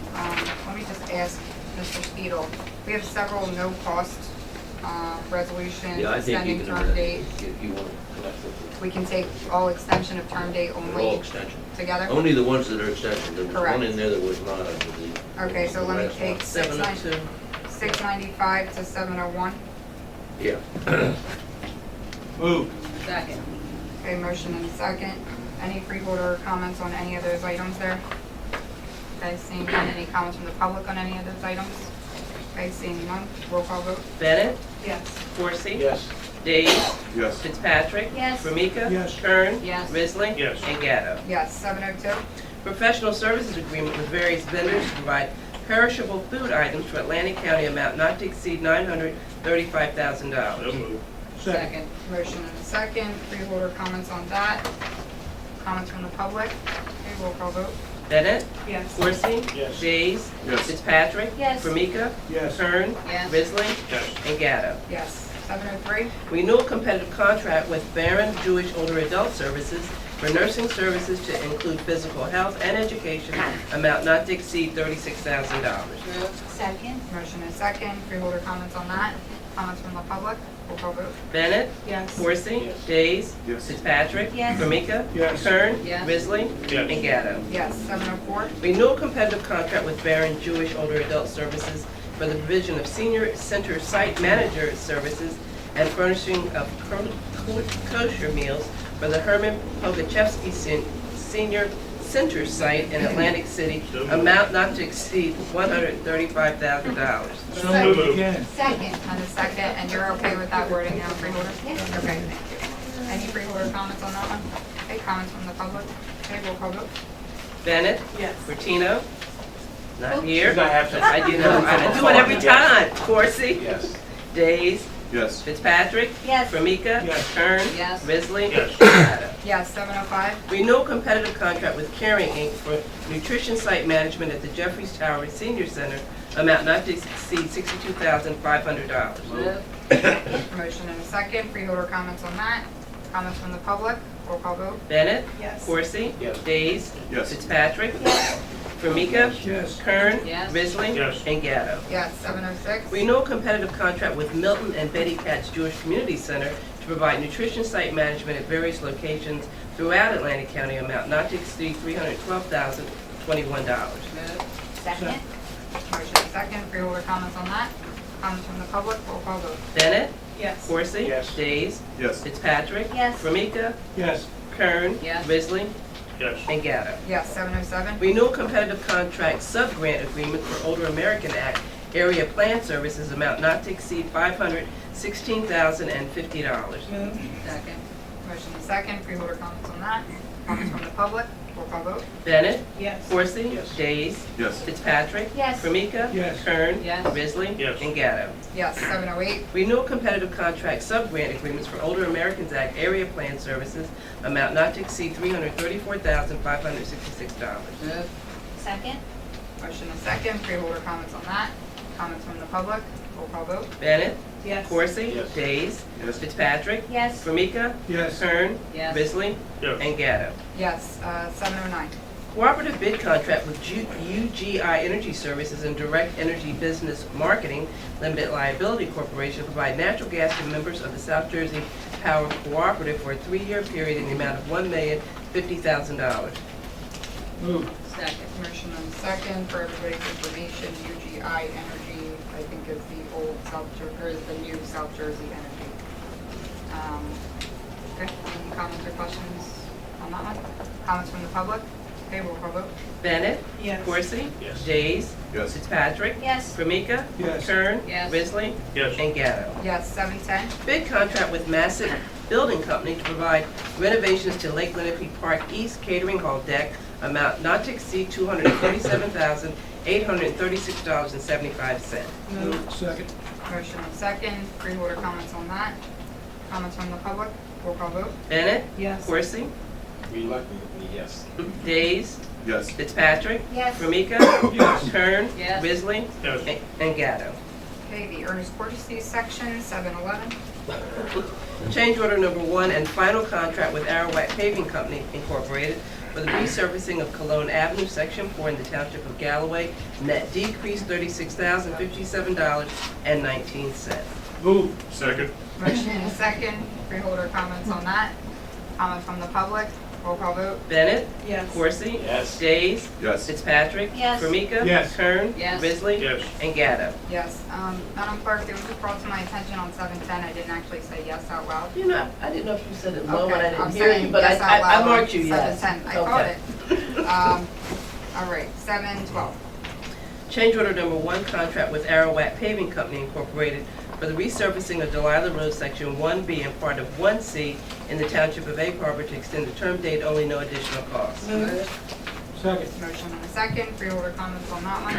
Comments from the public. Roll call vote. Bennett? Yes. Coursey? Days? Yes. Fitzpatrick? Yes. Formica? Yes. Kern? Yes. Risley? Yes. And Gatto. Yes, 713. Change order number 1, contract with A.E. Stone Incorporated for roadway improvements to 6th Avenue, Sections 1B and 1C in the Township of Galloway to extend the term date, only no additional cost. Second. Motion and second. Freeholder comments on that. Freeholder Days. Yeah. Jerry, where are we on that? Are we nearing completion? Curious. Yeah, Mark is here, he'll give you the exact time and whatever. Yes, we had a slight delay. I'll be really brief. There were, when we did the basin 6 years ago out on Jimmy Leach Road, 6+ years ago now, we removed part of the storm drainage system in 6th Avenue. Unbeknownst to us, that system extended further down 6th Avenue, and there's corrugated metal pipe in there. Parts of it were collapsed. We encountered that. We did not know that system existed. We had to stop and delay the project while we removed it and compacted the soil in that area in order to pave over top of it. The system had been abandoned, but was in place and in danger of collapsing. That slowed the project down. We're asking for an extension. That's all, and there'll be a final change order eventually. But yes, we're still going through the process. As of today, the job is, we got bad weather, but the contractor ran into a problem with regard to us agreeing to the final grades, and that's where we are right now. We're resolving the issue with the consultant. He's going through the grades, allowing us to finish the paving. They overmilled because they had a bust in their level. Right. They will be paying for all of that. They got to do a level up course. They know it's going to cost them in order to do that, but we're establishing the final grade. So we're hoping that we get a great little window in here and we finish the job. Because I know it's supposed to get really cold at the end of this week. Are we still pushing for the end of the year? We're still going to do it. We're hoping that we get that window right, next week. We got the same thing on a couple other jobs where we're trying to clean them up. All right. Thank you for your help with the mailboxes out there. It's really what it. Yeah, thank you. No problem. Okay, any other freeholder comments on that? Okay, comments from the public? Okay, roll call vote. Bennett? Yes. Coursey? Yes. Days? Yes. Fitzpatrick? Yes. Formica? Yes. Kern? Yes. Risley? Yes. And Gatto. Yes, 714. Change order number 1 and final contract with A.E. Stone Incorporated for the roadway improvements of Fire Road, Section 6D, Mill Road, part of Section 7A in the Township of Egg Harbor and the City of Absecon. Net increase $27,072.09. Moved. Second. Motion and a second. Freeholder comments on that? Madam Chair, Freeholder person? through you to Jerry, you think they'll be able to finish it without leaving to go out on the parkway? I think so, yes. Okay. Yes. That's the inside joke. Yeah, but- They started Washington, yes, and they kept stopping yes. the job to go to the parkway. Oh, I have my own That's right. comments on that as well. For the Old Egg Harbor Road Yes. Bridge. Yes. Okay, bless you. Bless Thank you. I'm sorry, did somebody over here have a question? No, okay. Any other freeholder questions? Okay, comments from the public? Okay, roll call vote. Bennett? Yes. Coursey? Yes. Days? Yes. Fitzpatrick? Yes. Formica? Yes. Kern? Yes. Risley? Yes. And Gatto. Yes, 715. Change order number 1 and final contract with Prasanna Construction Incorporated for roadway improvements of Jimmy Leach Road, Section 2A in the Township of Egg Harbor. Net increase $9,380.15. Second. Motion and a second. Freeholder comments on that? Township of Galloway, yes. What? She said Egg Harbor. Oh, okay. was A. Coleman. I'm joking. Okay, Township of Galloway, any other freeholder questions on that? Okay, comments from the public? Okay, roll call vote. Bennett? Yes. Coursey? Yes. Days? Yes. Fitzpatrick? Yes. Formica? Yes. Kern? Yes. Risley? Yes. And Gatto. Yes, 716. Equipment use agreement with the New Jersey Department of Environmental Protection, Mosquito Control Commission, maximum liability $1,000. Second. Motion and second, freeholder comments on that? Comments from the public? Roll call vote. Bennett? Yes. Coursey? Yes. Days? Yes. Fitzpatrick? Yes. Formica? Yes. Kern? Yes. Risley? Yes. And Gatto. Yes, 717. Resolution to comply with the Department of Human Services requirement for a standardized board resolution to be filed with the 2020 statewide respite care program by the Atlantic County Division of Intergenerational Services. Move. Second. Motion is second, freeholder comments? Comments from the public? Roll call vote. Bennett? Yes. Coursey? Yes. Days? Yes. Fitzpatrick? Yes. Formica? Yes. Kern? Yes. Risley? Yes. And Gatto. Yes, 718. Business associate agreement between the New Jersey Department of Human Services, Division of Aging Services, and the Atlantic County Division of Intergenerational Services to be included with the 2020 statewide respite care program. Move. Second. Motion is second, freeholder comments on that? Comments from the public? Okay, roll call vote. Bennett? Yes. Coursey? Yes. Days? Yes. Fitzpatrick? Yes. Formica? Yes. Kern? Yes. Risley? Yes. And Gatto. Yes, 719. Interlocal services agreement with the Atlantic County Improvement Authority for the administration of the 2019 Community Development Block Grant and the 2019 Home Investment Partnership Program, amount not to exceed $1,887,756. Move. Second. Motion and second, freeholder comments on that? Comments from the public? Roll call vote. Bennett? Yes. Coursey? Yes. Days? Yes. Fitzpatrick? Yes. Formica? Yes. Kern? Yes. Risley? Yes. And Gatto. Yes, 720. Memorandum of agreement between the County of Atlantic and Communications Workers of America, Local 1075, Family and Community Development, and authorizing a formal written collective bargaining agreement incorporating the terms of the memorandum of agreement for a 5-year period commencing January 1, 2019. Move. Second. Motion and second, freeholder comments on that? Freeholder Kaminga?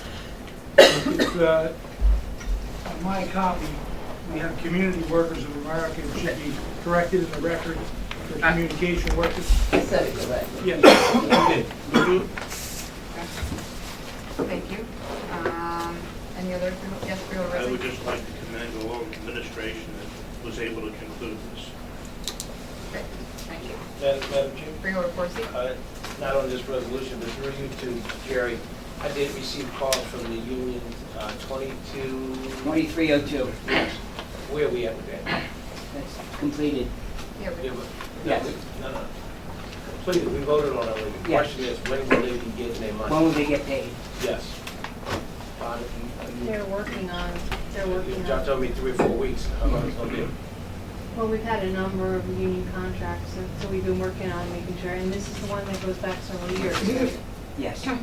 That's the one that goes back several years, so it does take us some time. And there was a change in the language in terms of the salary versus hire date, so they're working on it. I believe it's next page, next page. Can, Madam Chair, I don't want to delay. Can I call y'all tomorrow? Y'all give me some more definitive information? Yeah, I'm sorry, I wasn't prepared. I don't want them to start calling and come and saying y'all said this, that. Just try to get it as close as possible. Absolutely. I'm sorry, I wasn't prepared to answer that question. But I got the call on my way The here. staff is working on it, I know that for certain. And yes, I can get you more information. And they will be calling you, and then we have another I one know. that'll go on, because as they're settling, then Bonnie staff or, you invested with I'll that. call you tomorrow. Okay. Anything else on 1075? Okay. Guess not. Anything from the public? Okay, roll call vote. Bennett? Yes. Coursey? Yes. Days? Yes. Fitzpatrick? Yes. Formica? Yes. Kern? Yes. Risley? Yes. And Gatto. Yes, 721.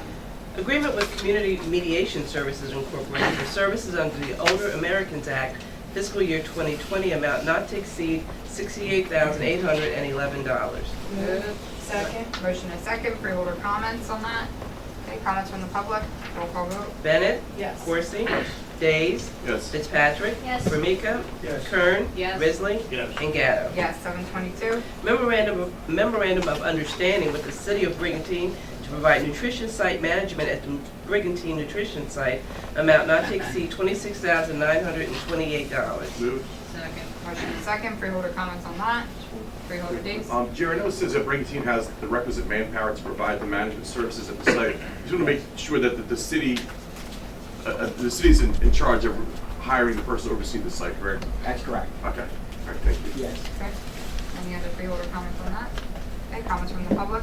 Okay, roll call vote. Bennett? Yes. Coursey? Yes. Days? Yes. Fitzpatrick? Yes. Formica? Yes. Kern? Yes. Risley? Yes. And Gatto. Yes, 723. Renewal contract with Rutgers State University of New Jersey for the provision of dental services for Atlantic County residents at the Cronin Dental Center, amount not to exceed $60,500. Move. Second. Motion and second. Freeholder comments on that? They do it every year. Any comments from the public? Okay, roll call vote. Bennett? Yes. Coursey? Yes. Days? Yes. Fitzpatrick? Yes. Formica? Yes. Kern? Yes. Risley?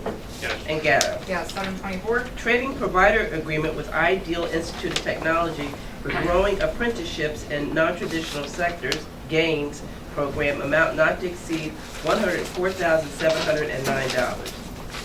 Second. Motion and second. Freeholder comments on that? Comments from the public? Okay, roll call vote. Bennett? Yes. Coursey? Days? Yes. Fitzpatrick? Yes. Formica? Yes. Kern? Yes. Risley? Yes. And Gatto. Yes, 725. Employer participation agreement with Ideal Tech Center for the Gaines Grant Apprenticeship Program, amount not to exceed $78,500. Move. Second. Motion and second. Freeholder comments on that? Comments from the public? Roll call vote. Bennett? Yes. Coursey? Yes. Days? Yes. Fitzpatrick? Yes. Formica? Yes. Kern? Yes. Risley? Yes. And Gatto. Yes, 726. Employer participation agreement with Jobs for Americans Incorporated for the Gaines Grant Apprenticeship Program, amount not to exceed $78,500. Second. Motion and second. Freeholder comments on that? Comments from the public? Roll call vote. Bennett? Yes. Coursey? Yes. Days? Yes. Fitzpatrick? Yes. Formica? Yes. Kern? Yes. Risley? Yes. And Gatto. Yes, 727. Employer participation agreement with the Ideal Experiential Learning for the Gaines Grant Apprenticeship Program, amount not to exceed $78,500. Move. Second. Motion and second. Freeholder comments on that? Comments from the public? Roll call vote. Bennett? Yes. Coursey? Yes. Days? Yes. Fitzpatrick? Yes. Formica? Yes. Kern? Yes. Risley? Yes. And Gatto. Yes, I just want to say, those are all grants available through the Workforce Development Program, and Ideal cut the ribbon today on, they moved their home offices to the Hamilton Mall.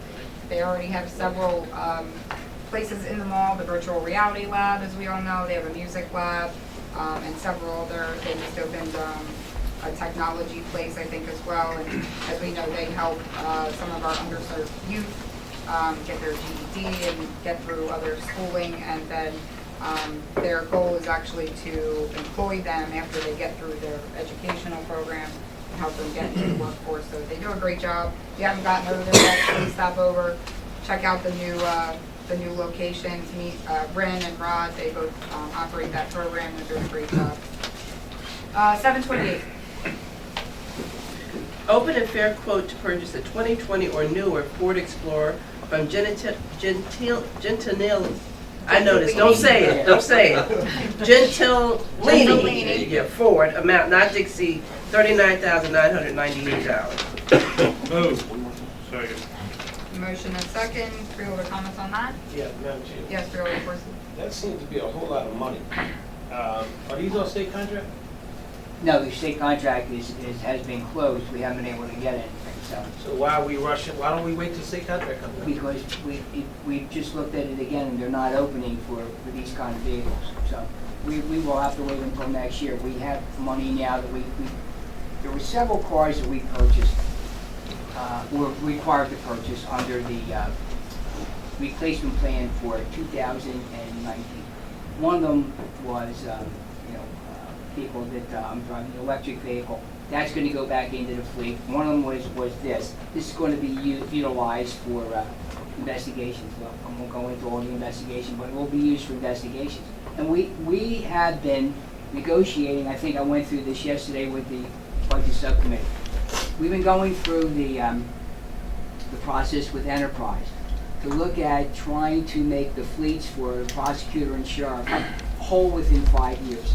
They have older vehicles, and we've been negotiating. They're on state contract, so we've been trying to see if we could. There are roughly 160 vehicles between the two units. By doing a lease purchase, we were hoping that we could do several things. One, make their fleets brand new, so that no car is older than 5 years. And then the second thing was to reduce the maintenance that Public Works would have to perform.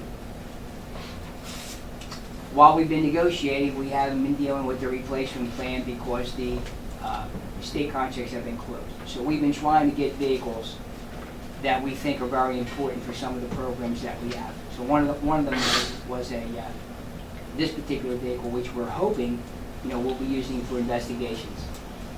And so we had an opportunity to buy it. There were several lots in the local area that had them. We had to get 3 quotes. We got the 3 quotes, but we still had to go out and do a formal process, which we did. So that's one. Yes, sir. Jerry, and no big deal. Yes. For example, what happens, it's a rhetorical question, but I'm going to say it. When we do the online auction sales for all that city, county equipment out there, none of that money goes towards buying vehicles? Like all of those trucks and all the cars that y'all sell online, does that money go towards buying vehicles, or do you send it to general funds? He's pointing at you, Bonnie, so that means you're on the hot seat. The vehicles that are either forfeiture funds or purchased with forfeiture dollars, if they're prosecutor's office or sheriff's office, goes back to that fund.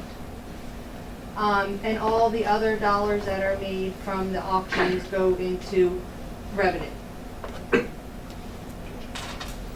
We've been financing, so we've been financing new vehicles. The last check I got was about $23,000, and I forget how many vehicles were on that. It was maybe 35 vehicles. So we're not getting a whole lot of money. You get $1 almost for every vehicle you opened up. Yeah, I'm just wondering, because I've been out there and I've seen trucks, dump truck, you name it, we have sold it on the, and I didn't know where the money went to general funds, or could we use it for additional equipment, whether it's trucks, cars? Well, any revenue that we bring in during the year, helps us fund our surplus, which gives us dollars to help fund our budget in future years. Yes. So. Okay.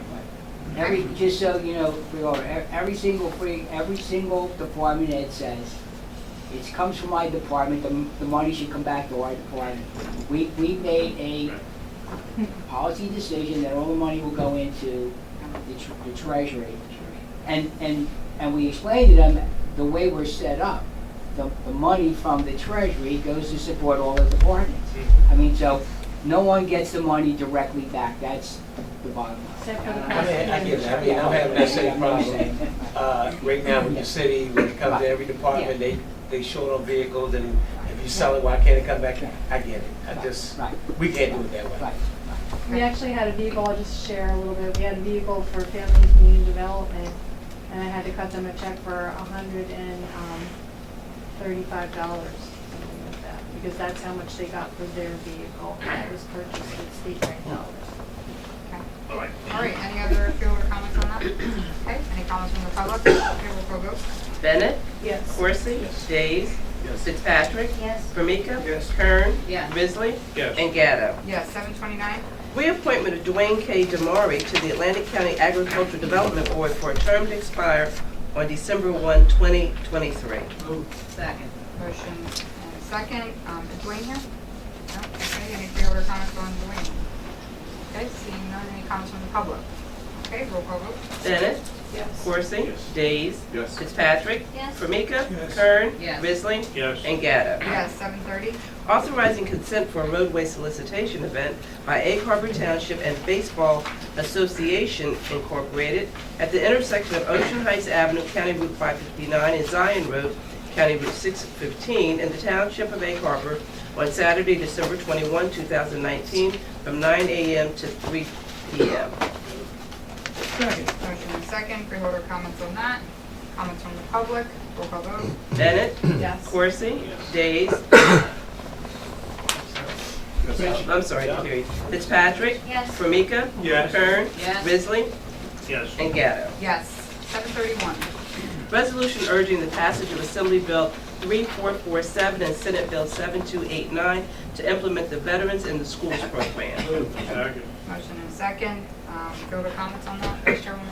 Yeah, this came from a meeting that I attended of our Veterans Advisory Board, and they asked us, to do this resolution to urge them putting this bill forward. It was introduced in the Senate in June of 2018, the Assembly in March of 2018, and it's sitting in the Education Committee. It was originally introduced by Senator Jeff Van Drew and co-sponsored by Senator Brown. So I think maybe they saw it because of Van Drew moving on, possibly, but we're trying to move that forward, and this, they had asked us to do this. I'll give one sentence out. The purpose of the program shall be to educate students on the service and experiences of veterans and to recognize the contributions veterans have made to our nation.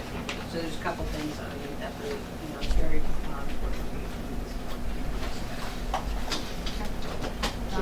Madam Chair, just to, so it's our intent that once this resolution is passed, that we'll make sure that Senator Brown and others get copies and urge them to do whatever they have to do. Yeah, and do we also send it to the chair of that education committee, which is Senator Teresa Reyes? Do we do that, or do we just send it to our local? We send it to them. We Send it to the commission. have Send it it to whoever here you want. forwarded to Assembly, Senate, and Governor. Okay, So it maybe sounds we like all can, members. with the chair of that committee. Sure. Okay. Any further freeholder comments on that one? Okay, comments from the public? Okay, roll call vote. Bennett? Yes. Coursey? Yes. Days? Yes. Fitzpatrick? Yes. Formica? Yes. Kern? Yes. Risley? Yes. And Gatto. Yes, 7:32. Resolution urging Governor Murphy to release $4.5 million of budget appropriations, which are currently frozen for the benefit of Stockton University's Atlantic City campus, and also urging him to release $2 million in funding approved by the New Jersey legislature to reimburse the counties for the implementation costs of the vote by mail law, which funds are currently frozen. So moved. Second. Motion and a second. Freeholder comments on that. Madam Chair. Freeholder Corsi. In one of my bi-weekly meetings, conference call with the governor's office, with the chief of staff and others, we did raise that issue regarding releasing the money for Stockton. Okay, great. They indicated that they hope to have an answer by the end of the month in terms of releasing additional funds.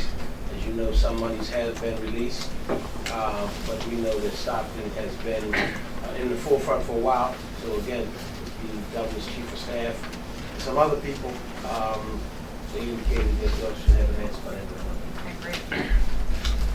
Okay. Any other freeholder comments?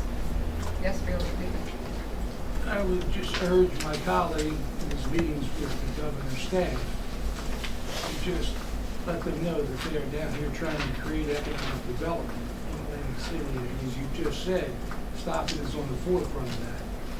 And there's a lot of people dependent on that second phase. I don't think there's a shortage of economic development down here. I just wish it would move a little quicker. Yeah.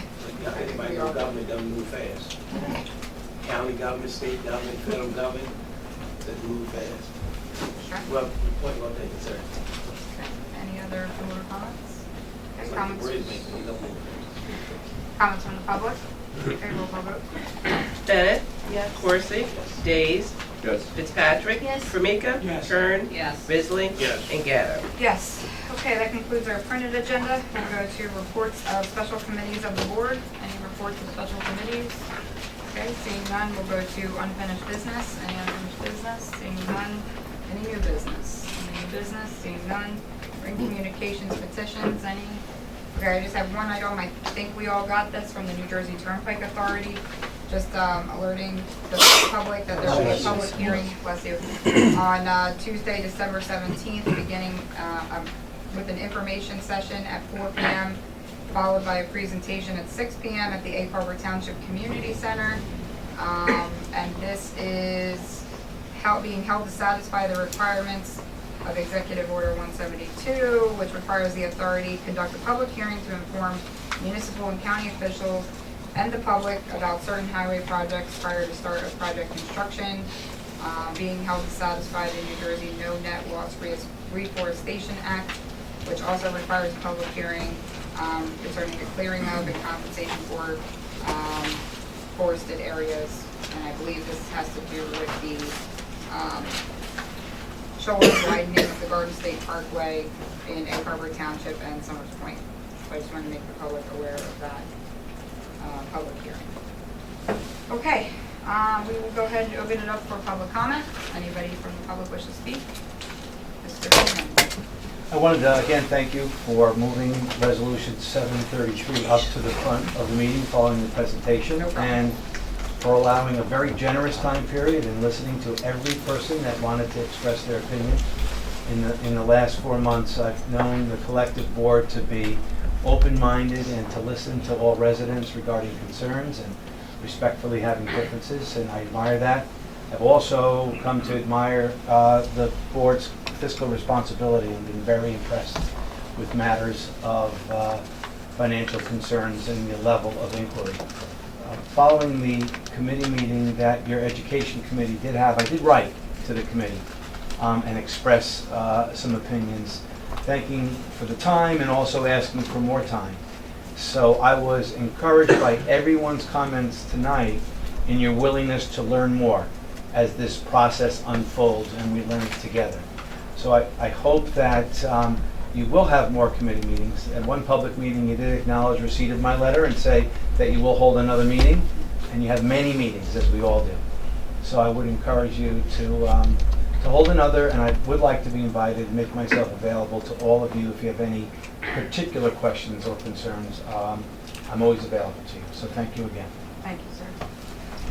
All right, any other members of the public? Can I just clarify a statement I made Sure. earlier about the auction, because it's bothering me? Go ahead. There was, on the last auction, there was roughly 54 vehicles, and the total amount that was collected, which was split between prosecutor, sheriff, family and community development, and there was one vehicle for the ACIA, was $82,000. The $23,000 check that I mentioned to you earlier was just a portion of those sales. So it was about $1,500 a vehicle if you average it out. Yeah, a lot better than a dollar. It didn't sound right. Let it go. So I'm glad I clarified that. Thank you. Okay. Thank you. Mr. Keenan, yes? Last comment. There were a number of people that wanted to attend the meeting that were held in the lobby. I didn't realize that that was a practice of yours, so perhaps you might consider maybe using technology for I didn't know it was either, frankly. So. Okay, so that's why I'm bringing it to your attention. I don't, it seems that we might be able, on the rare occasions that might happen, to maybe use technology to include them as part of the meeting, so you might see and they might be able to listen. Okay. Just something to explore. Thank you. I appreciate And that. for those who weren't able to attend, just remind them all of our meetings are available on YouTube to watch and listen Very good. to all the discussion that was had. Very good. Thank you. I'll do Okay. that. Any other from the public? Okay, we'll close public portion and you go to the order. Madam Chair, just before we leave, I believe that there's a code blue in effect tonight. And also, we're supposed to get some bad weather overnight in the morning, so watch your local, we'll see if we got a delay. School kids, superintendent, school kids are waiting for you to call. 4:30 call, we're already set. Okay, anything else? We're gonna do it? Okay, Freeholder Fitzpatrick, should you have one? Yes, I'd like to suggest that we do a commemorative resolution for Mayor Chiarella. Yes. And maybe have it framed and available after the new year. Yeah, we have a Mayor's Association meeting on Friday, and I'm guessing they're probably gonna wanna do something similar, so let's see what they're gonna do, and I'll bring it back, and we'll see what we wanna do from there then as well, but I agree, we gotta do something. Services are Saturday. He certainly is deserving of that. He was councilman, mayor, I think he served about 28 years total. And I went to visit him when he was in the hospital. And the man loved his community. He and I were chatting about a calendar that he was involved with, a whole home in Goodwood Township. And the man was well respected. by all. So it's certainly fitting that we do something. Madam Chair, absolutely. Chuck was, as they would indicate, he was the mayor's man. And Chuck Giroux had Frank Formica remembers this, on Atlantic Avenue in the Inlet, he had a regular music shop. He used to buy Kentucky records. Avenue. Well, I'm going to Kentucky and Atlantic. He used to Russ buy Miller that- Record Store. Russ Miller. And he's been around a long time, but that Chuck Giroux fought to the very end. I mean, we would see Chuck in wheelchairs, two crutches, two canes. Fought for his health and his community. Oh, absolutely. Literally until the end. Absolutely. And this county has certainly lost another icon. I agree. Good way to hopefully end. Any Motion for other adjournment. motion for adjournment? Second. Second. All those in favor? Aye.